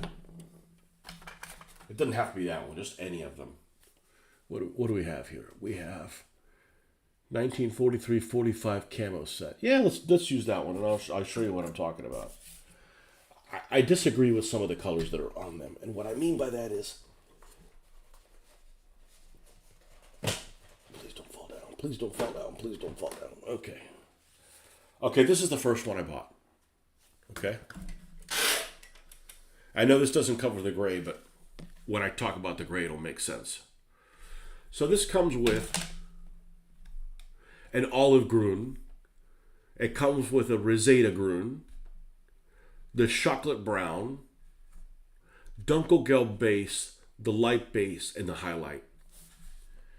You really only need this color, because these other colors are way too light. This highlight is damn near white.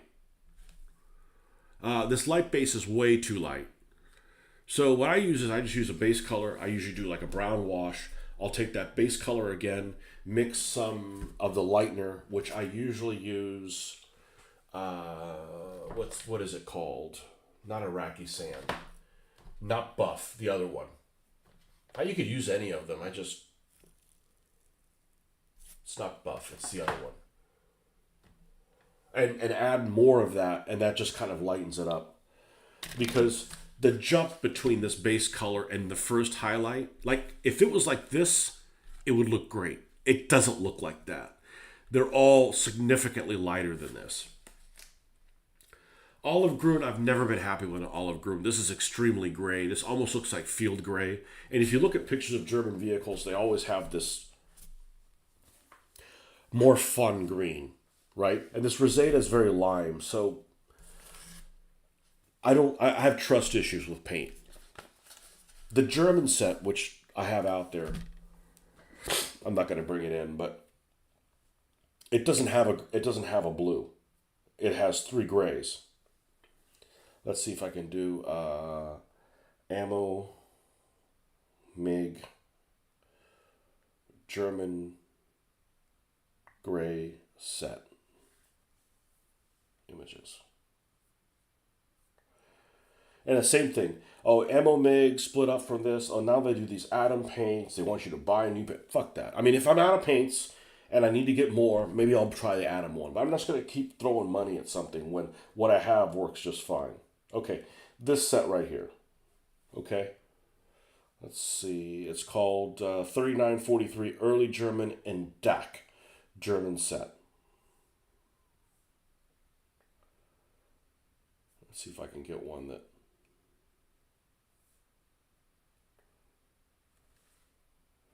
Okay, this is the set that I have out there. I'm gonna try to read on here because it's got this particular vendor has their stuff written all over it. But along with a Sandgrau and Dunkelgelb Midwar, which is a useful color because it's a Dunkelgelb that isn't as mustard, doesn't have as much green in it. This is a pretty green Dunkelgelb. And a gel brown, which is basically like the yellow color that the Germans camouflaged a lot of their vehicles in 42 in Russia when they started like tinkering with that stuff. It also has gray base, light gray base, and gray shine. The gray shine is like almost like white. What I'm gonna do, and I'll do it live, is if I was gonna make these gray vehicles, and I didn't have any special paints, I would just find a gray I'm happy with. Okay, which in this case is the Vallejo, and this is what I'm going to use this set and then spray the white on top of these like I did the Soviets, okay, for these snow vehicles. If I was not going to make snow vehicles, I'm not doing this. If I'm going to make snow vehicles, and the reason why I'm using this gray base is I have it, and like it's already, I need to find a use for that. And it's going to be covered with white anyway, so it doesn't really matter that much. I would find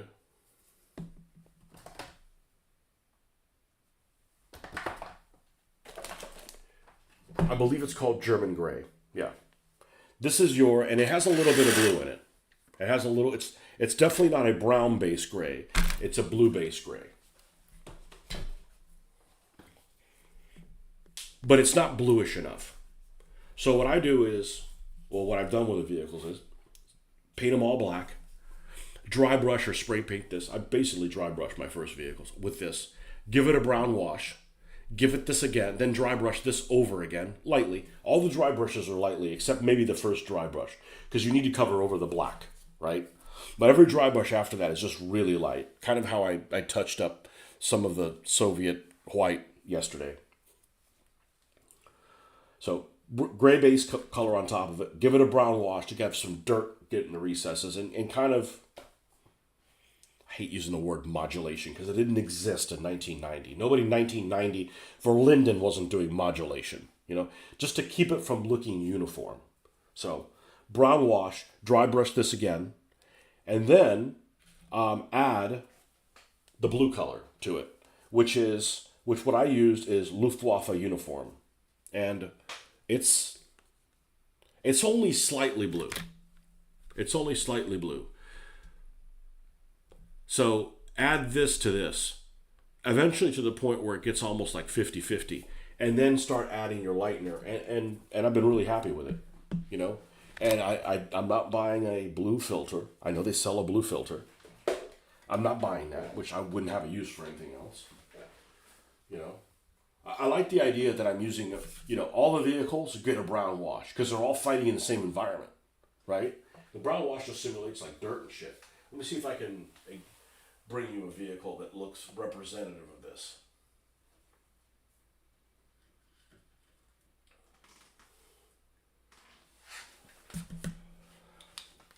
You're going to get a vehicle like, let me take a photo of it and show you the photo.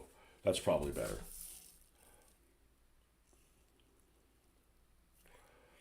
Here's a Panzer IV F2.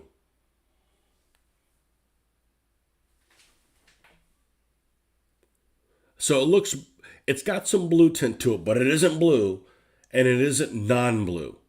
Now, I suspect German vehicles didn't look like this. I suspect that they look like this, and then they fade in the sun, and it leaves some of the bluishness to them. So after a while, they look like this. Like if you go to Camp Blanding and you look at that Sherman they have there, it's the color that it is now is almost like this. It's almost like a parrot cage green. And like you know damn well they didn't paint that way. But it faded so much, the olive drab faded, and this is what was left. It's kind of like the same thing. This is what was left. Well, eventually this will get bleached, and it'll be this color, like the tanks in Aberdeen, right? Well, you don't want that, you know. But this works really well, and it works with things I already had, and I'm pretty happy with how that turns out, you know.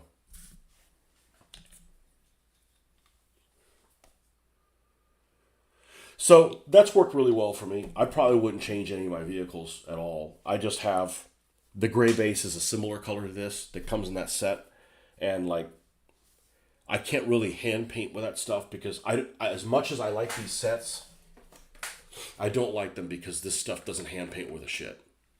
You know, it's too damn watery for hand painting.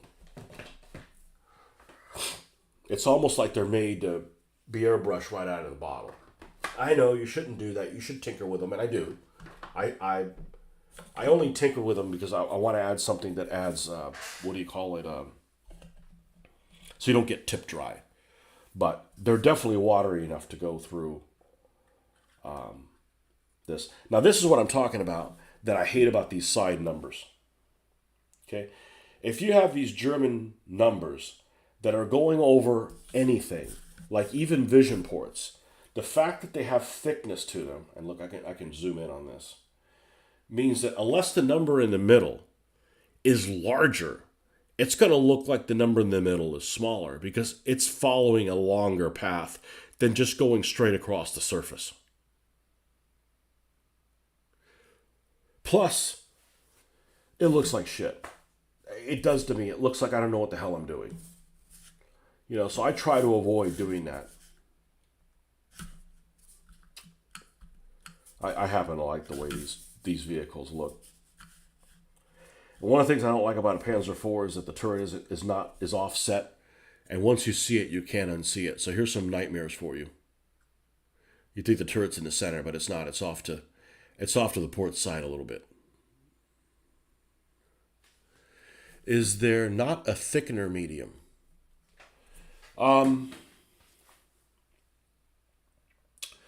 Maybe. But in thickening it,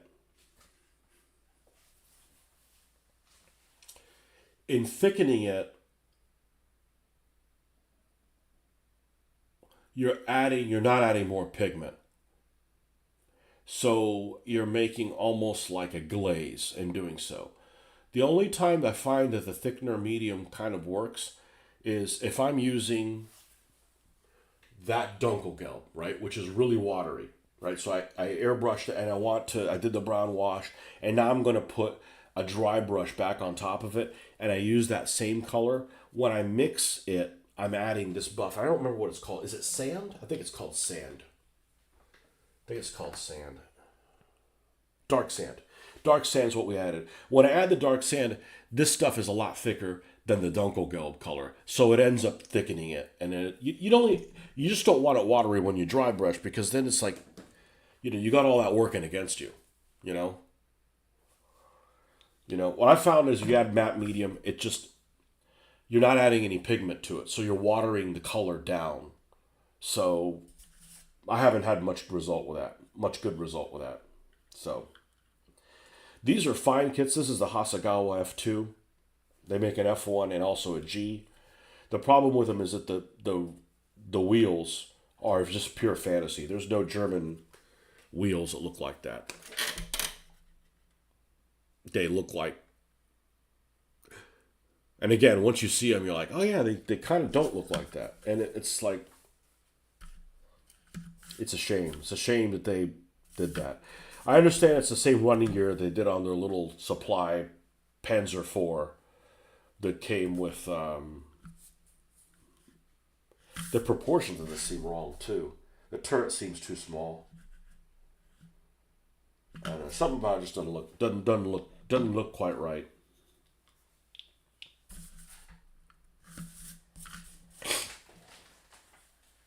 But that's what I did with Panzer Gray, and it's pretty easy to replicate. Turns out pretty well. Got a little bit of a hint of blue. Same thing. Here's a Plastic Soldier Company Panzer III turret. It's too tall. It's too tall, and therefore this angle that goes from the high point to the front is too angled. It needs to be shallower than that. You know, little things like that that are like, oh, I wish I hadn't done that. That's all. Nothing.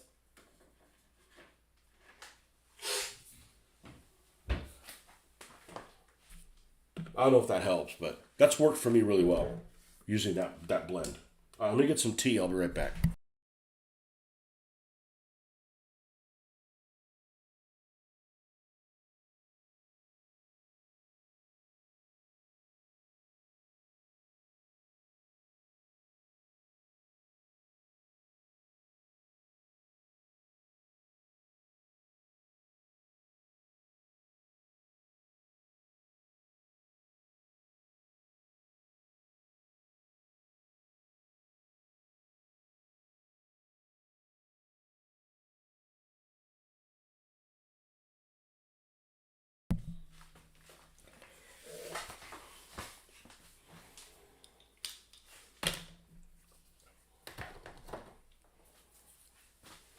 Okay.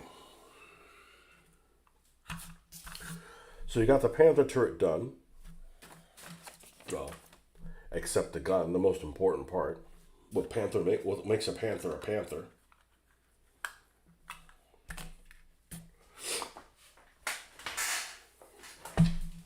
Probably one of the best looking German tanks. I'm not a fan of the interwoven wheels. I don't love how they look.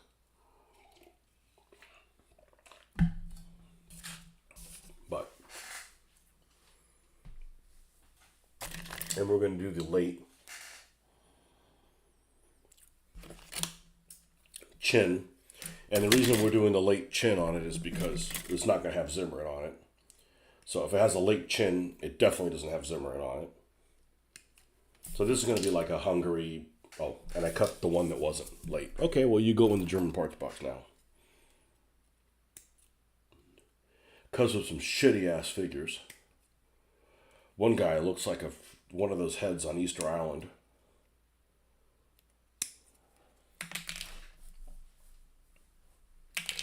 We're going to need both of those. And we're going to need the 75L70. Which looks like it's got a lot of flash on it.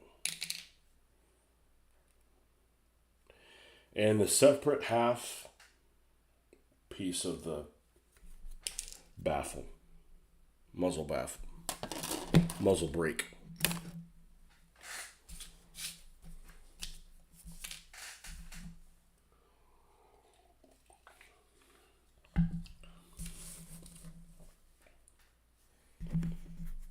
Yeah, aesthetically, it's a good looking tank.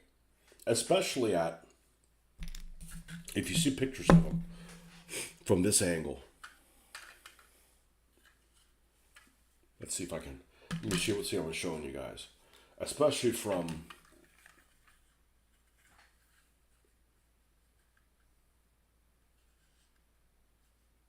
that angle, something like that. Hold on, why is it all crick-crocked? There we go. Okay, especially something like from behind. It's a good looking tank.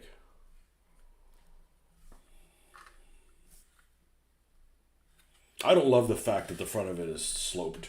It's like, it's like you guys got your ass kicked by the T-34 too many times. You wanted to make your own T-34. I'm getting a little bit of that vibe from it, but.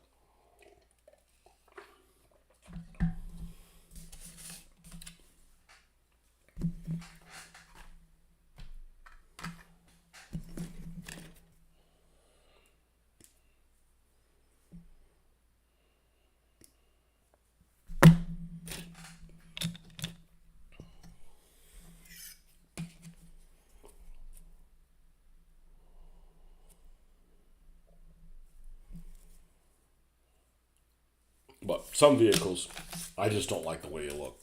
It doesn't matter if they were effective or not. Just I don't like the way they look. I'm gonna pick on you Commonwealth people a little bit. I don't like the way a Cromwell looks. I don't. I think the bottom hole looks fine. It is an ugly ass turret that's too far forward. I just don't like it. I also don't like the fact that it doesn't have a.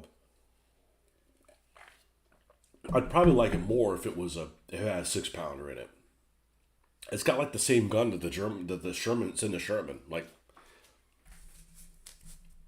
I don't know.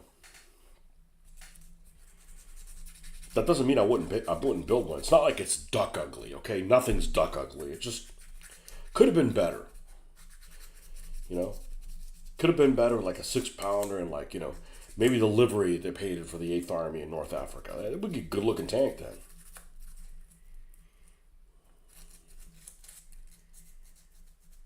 Valentine's not a good looking tank. Matilda is. Matilda 1. Matilda 2, anyways. Matilda 1 looks like a melted asshole.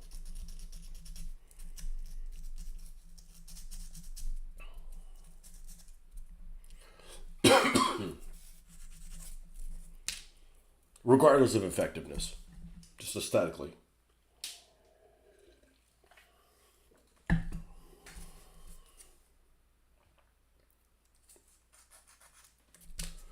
But a lot of stuff that I bought it because that's what somebody was sailing for. Sailing? That's how much we're sailing this for. You sail in your house? No, I don't live on a pirate ship.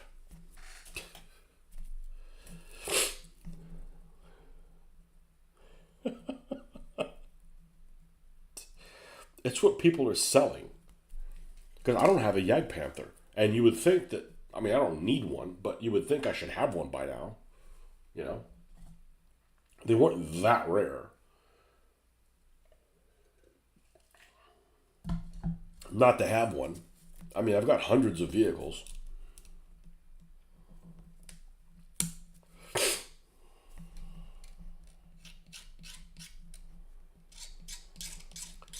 There's this thing that I like to call relative rarity.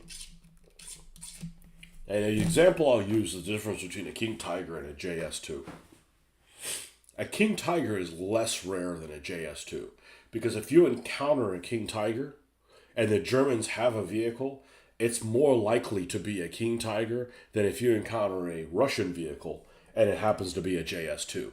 They made, and I'm just spitballing here, they made, let's see how many JS2s they made. I want to say they only made 2,000 of them, which is a tiny number for Soviet tank production. Let's see, how many JS2s made?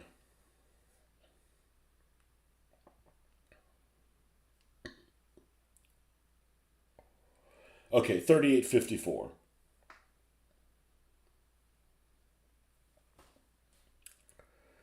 3854. Okay, that's not small numbers, but they made 50,000 T-34s.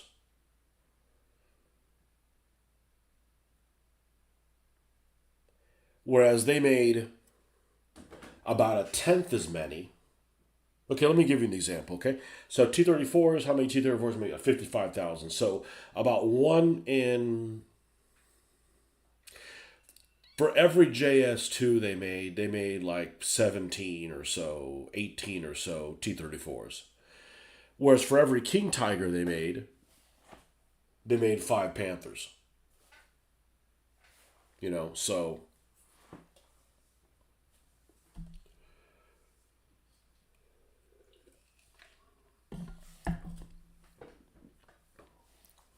I was reading somewhere that they made 55 T-34s, but at the end of the war there was only like 8,000 left. Like, yow. That kind of puts things into perspective. Like, yeah, they made a lot, but there was a lot of them that were taken out. Sturm Tiger. I don't have a Sturm Tiger. I got a Yag Tiger. I have a Yag Tiger. That's the only super weapon I have. I have multiple King Tigers. I have one that's in the process of being built.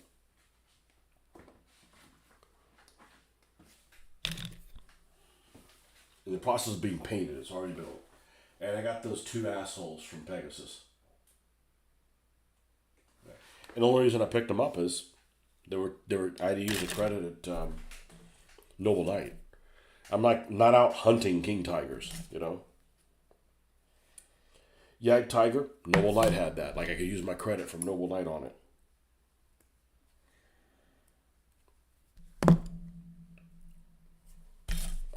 I don't have any of those weird weapons. I don't have a Emil or the other one that I get mixed up. Dicker Max. Dicker Max looks a lot better. Dicker Max is a good looking vehicle. The one's got a 105. Stur Emil has a that 128, but it looks like a melted asshole. The suspension on it is so damn ugly. Don't have a mouse. Probably will never have a mouse. If I saw one for sale, I probably wouldn't buy it. If it was $2, I probably still wouldn't buy it. It looks ugly. You know, I have to get a couple of JS3s if I had to get one of those. You know, just doesn't interest me. I think a JS3 is a really good looking tank, but it's also too small. Like I don't like the fact that the JS2s are the size that they are. They're too small. I like the KVs. They're heavy tanks that look big, especially with the stuff that they're facing. JSs are just too low to the ground. Didn't say that wasn't practical. I'm just saying that, you know, from an aesthetic standpoint.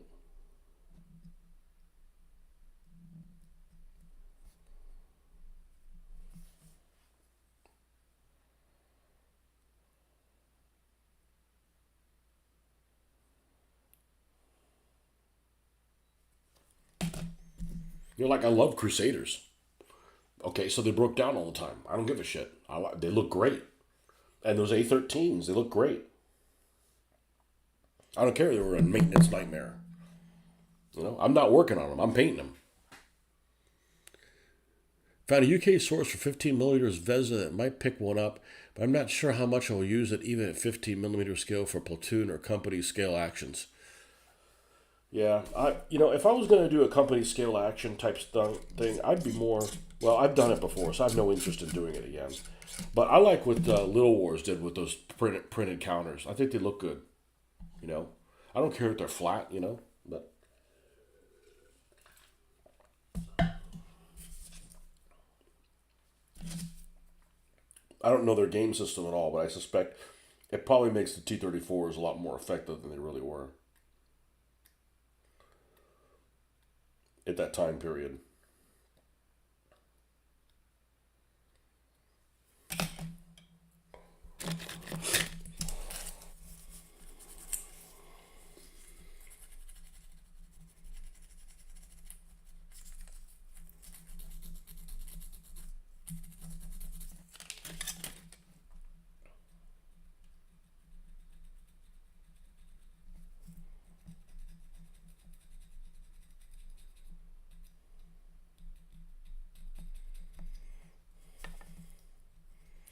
But you start looking at the tactical scale that I'm looking at, you know,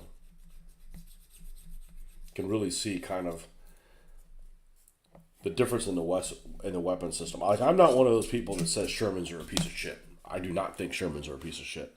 Shermans have a lot of good things going for them. I mean, sure, they're if they encounter a Panther, they got problems, right?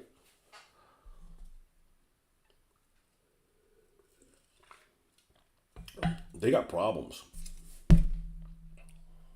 But a Sherman encountering a Panther has a lot less problems than a Panzer III encountering a KV in 1941. Well, it has a lot of the similar things. You know, they're going to have complete air superiority. So if you can get planes involved, that's a big plus.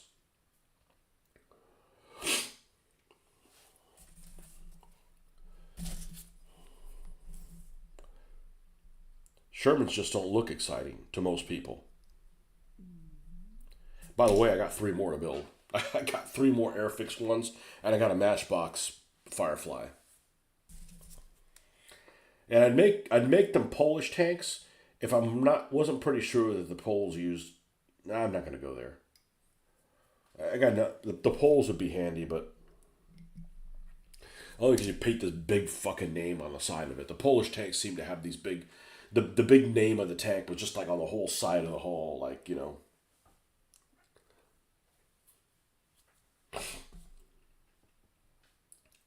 But then the infantry like wore the same, you know, the same equipment as the British infantry. I'm like, okay, well you just pretend they're Poles, you know, paint them as Brits and pretend they're Poles.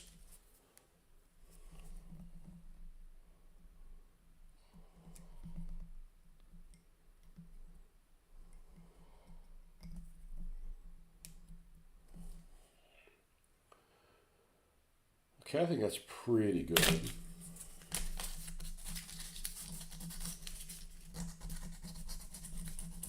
This would annoy me if I had that like a time frame. You got to get this done today. Why has got all these sink marks? Whatever, you know.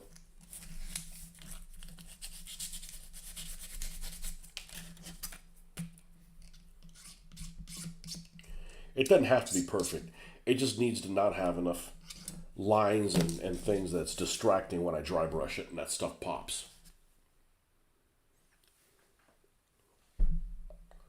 You should have a UK source for everything though, because I mean that's where all that stuff comes from, man. I look at everything and I'm like, man, if I lived in the UK, they make all kinds of stuff there. The land of toys.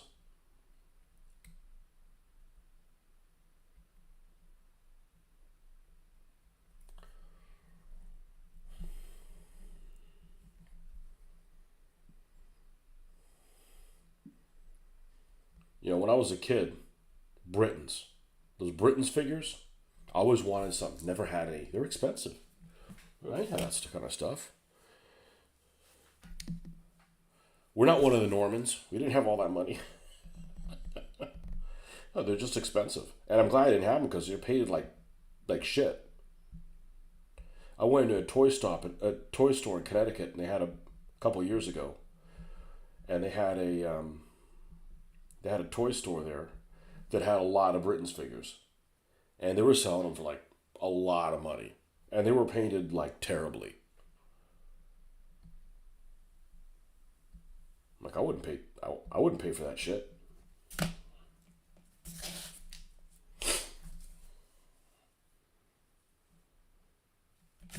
Dinky, the Dinky toys too. I mean, well made stuff.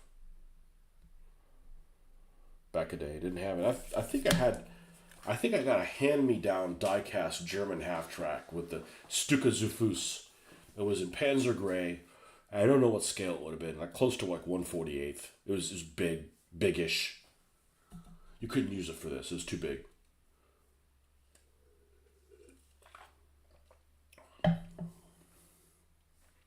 It was a hand-me-down. So I got it. It already had chips on it and had a MG42. I think was like bent. It's like you could like turn it or something like that, but it was like bent down. Zvezda from Russia, so the imports dried up. Polish airborne are a bit more differentiated as they had their beret inside out. Really? Inside out beret guys. I'm not sure if anyone outside 28 millimeter actually makes them like that. They're also really limited what you can use them in. I mean, I have no interest in Market Garden. It's just too limited in operation, you know.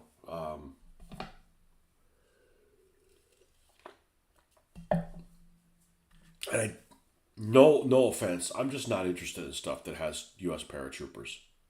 I'm just OD'd on them, you know.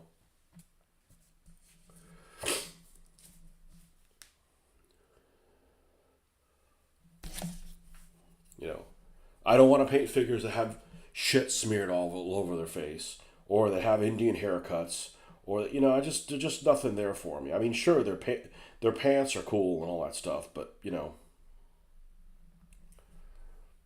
it just doesn't interest me.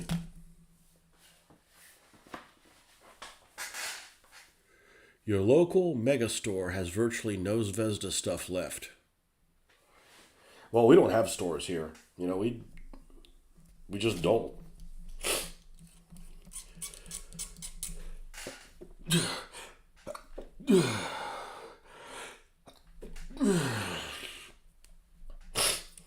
We used to.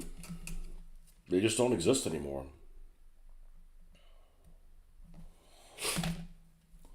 It's fine. I don't want to pay full price for this stuff anyways.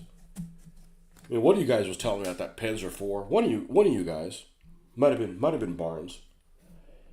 That Panzer IV that Airfix makes, and I get Airfix and Matchbox mixed up completely, still to this day.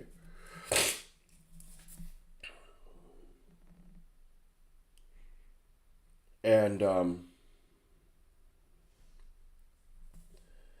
they had that Airfix Panzer IV, which I've never built before, for like $14 or something like that. I'm like, yeah, worth it. Especially when you know it's a make-believe Panzer IV. The Eschi Panzer IV is a good model, despite the fact that it's a Frankenfurter. It's a make-believe tank completely. But you can modify it. You can modify it into a proper G, but it's going to take some TLC. I'd actually buy another one of those if it was, cheap. And I really don't like Eschi instructions.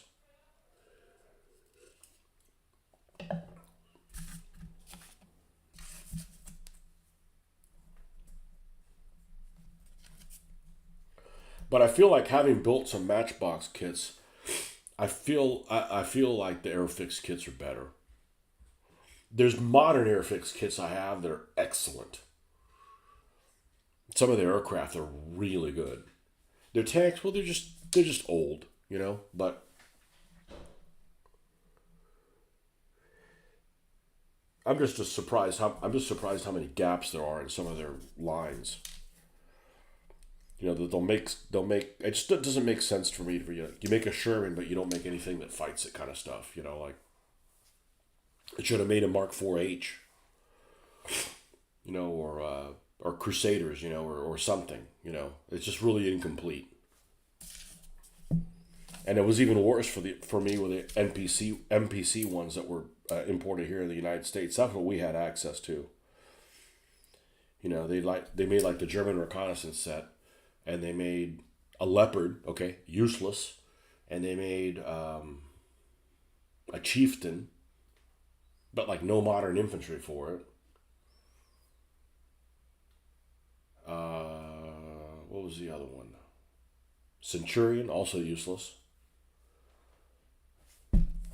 They made like that Scammel tank transporter, but no tank to transport. Like, it just doesn't, like, why would I build a tank transporter if I don't have the tank to go with it?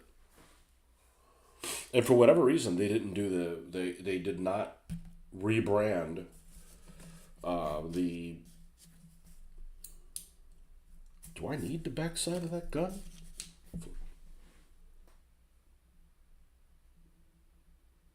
No, I don't want it to rotate up and down. I don't give a shit about that. I'm not going to do it. I will do no such thing.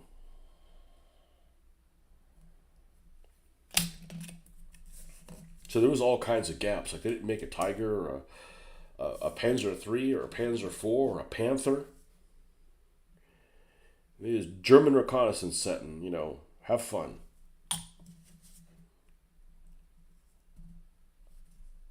No Russian tanks. I know the Airfix makes some, but they didn't import them as MPCs, so, no T-34s or anything like that. Oh, Houston, we have a problem. This does not fit flush.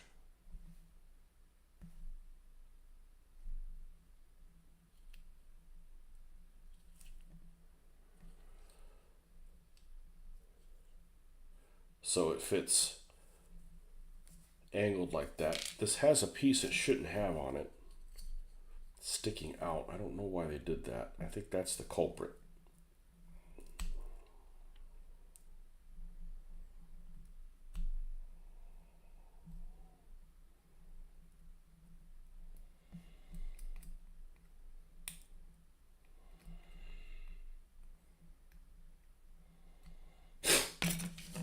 Let's see if that fixes it.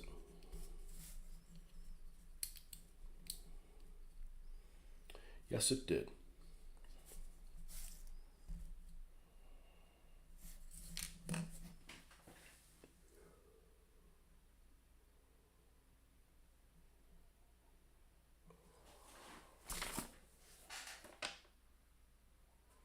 Oh, I don't know why they did that.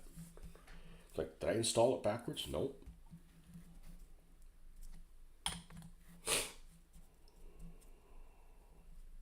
Oh, it has it on this side too. It just doesn't get in the way there.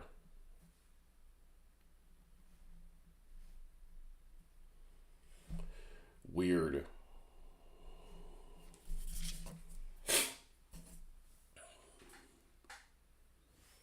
Yeah, there are no local mega stores. There used to be hobby stores in Florida, but they dried up. There were very few hobby stores in the United States.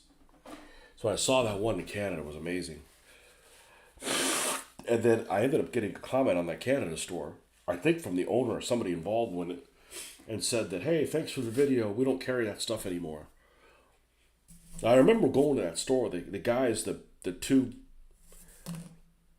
overgrown children that were working there, that's kind of what they were like bad mouthing the owner. They were like, "Yeah, I don't know why he even has this 20 millimeter stuff here. That's just we lose money on that shit." Like, okay. You mean the guy that the owner that's paying your salary and making you lose money? Okay, all right, that's cool. Continue running your mouth. But that's the most amazing place I'd seen probably ever. The Century Box. That was absolutely amazing. It'd probably have to take some place like Hannon's or something like that to rival it. Not that I know, but I've seen what they supposedly have. But the reality is we live in a world where we can pretty much get anything just by clicking on something. So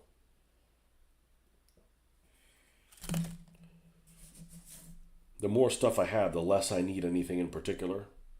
So it just becomes like, okay, I want somebody's stuff that nobody else that they didn't want that they're not going to build.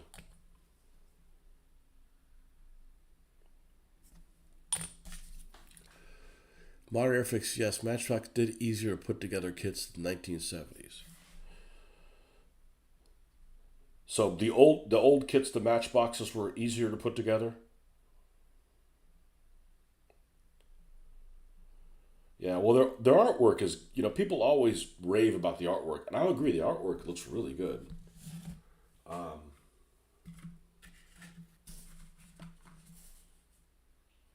and I'll also agree Matchbox is easier to put together than Eschi. Eschi is like their instructions are crap, but I am a fan of the Japanese way of doing things, and Japanese instructions are just incredible. As a general rule,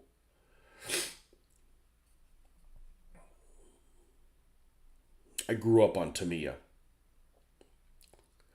I remember there was a long time I wanted a Tamiya 135th scale model tank. The Panther was the first one I bought. And we had this craft store here in the United States. They may have it somewhere else also. It used to be called Ben Franklin. And Ben Franklin had a model section, and they had Tamiya models. And the Tamiya box art was just incredible.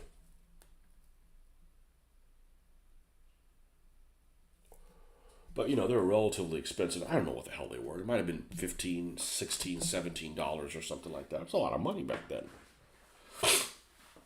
to have some model that's just going to sit there, right?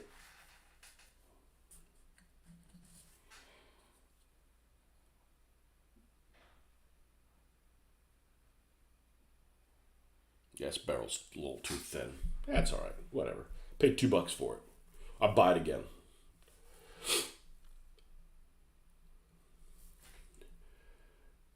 And that particular Tamiya model has all kinds of shortcomings now, like the turret's too big and little things, but it looks okay-ish. It's probably from the early '70s or something like that. But the Tamiya instructions, like nothing comes close to Tamiya instructions. And the Tamiya fit, like nothing comes close to Tamiya fit. Nothing. Nothing I've encountered comes even close to that. It is just pleasurable putting the pieces together.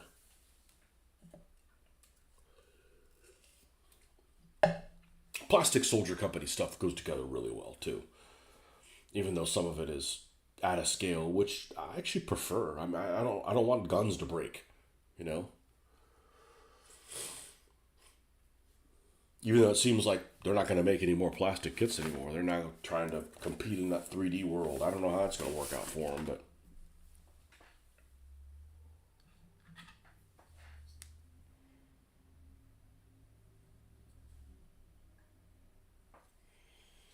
okay, I think that that's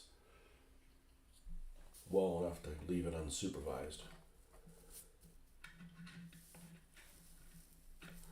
But like this business with the suspension there on the and the Ashi thing, like that just would not have happened with any Japanese kit. Maybe an old Hasagawa, but just I'd rather just give me that thing already built and I'll paint it.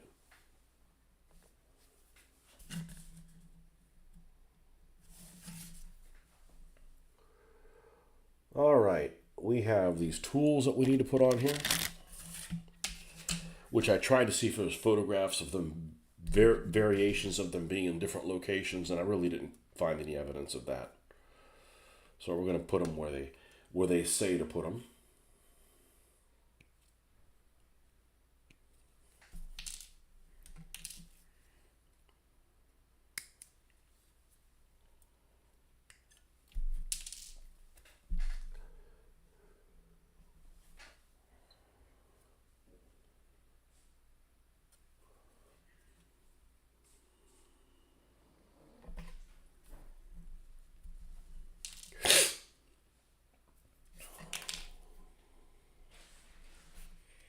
This is all garbage.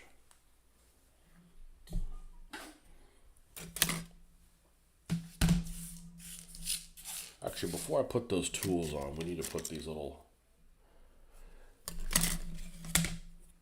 pieces that the shirt symbol attached to. And I don't know if I'm going to add shirts into it. I don't like how it looks. That doesn't mean I'm not going to put it on there. It reminds me of Kursk. The Panthers at Kursk all had them. And then after that, it's rare to find Panthers with them.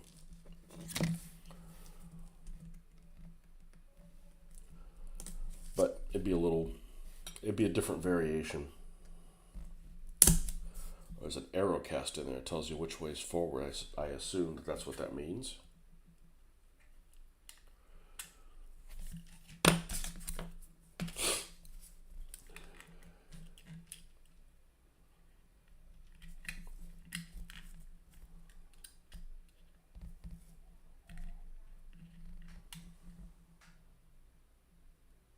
Yep.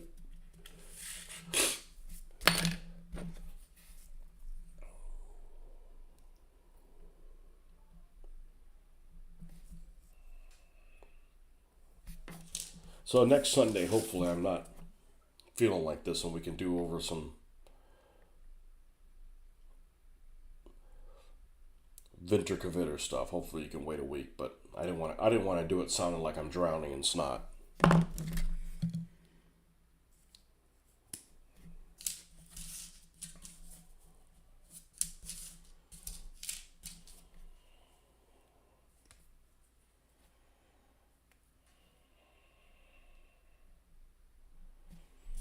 A lot of flash on that.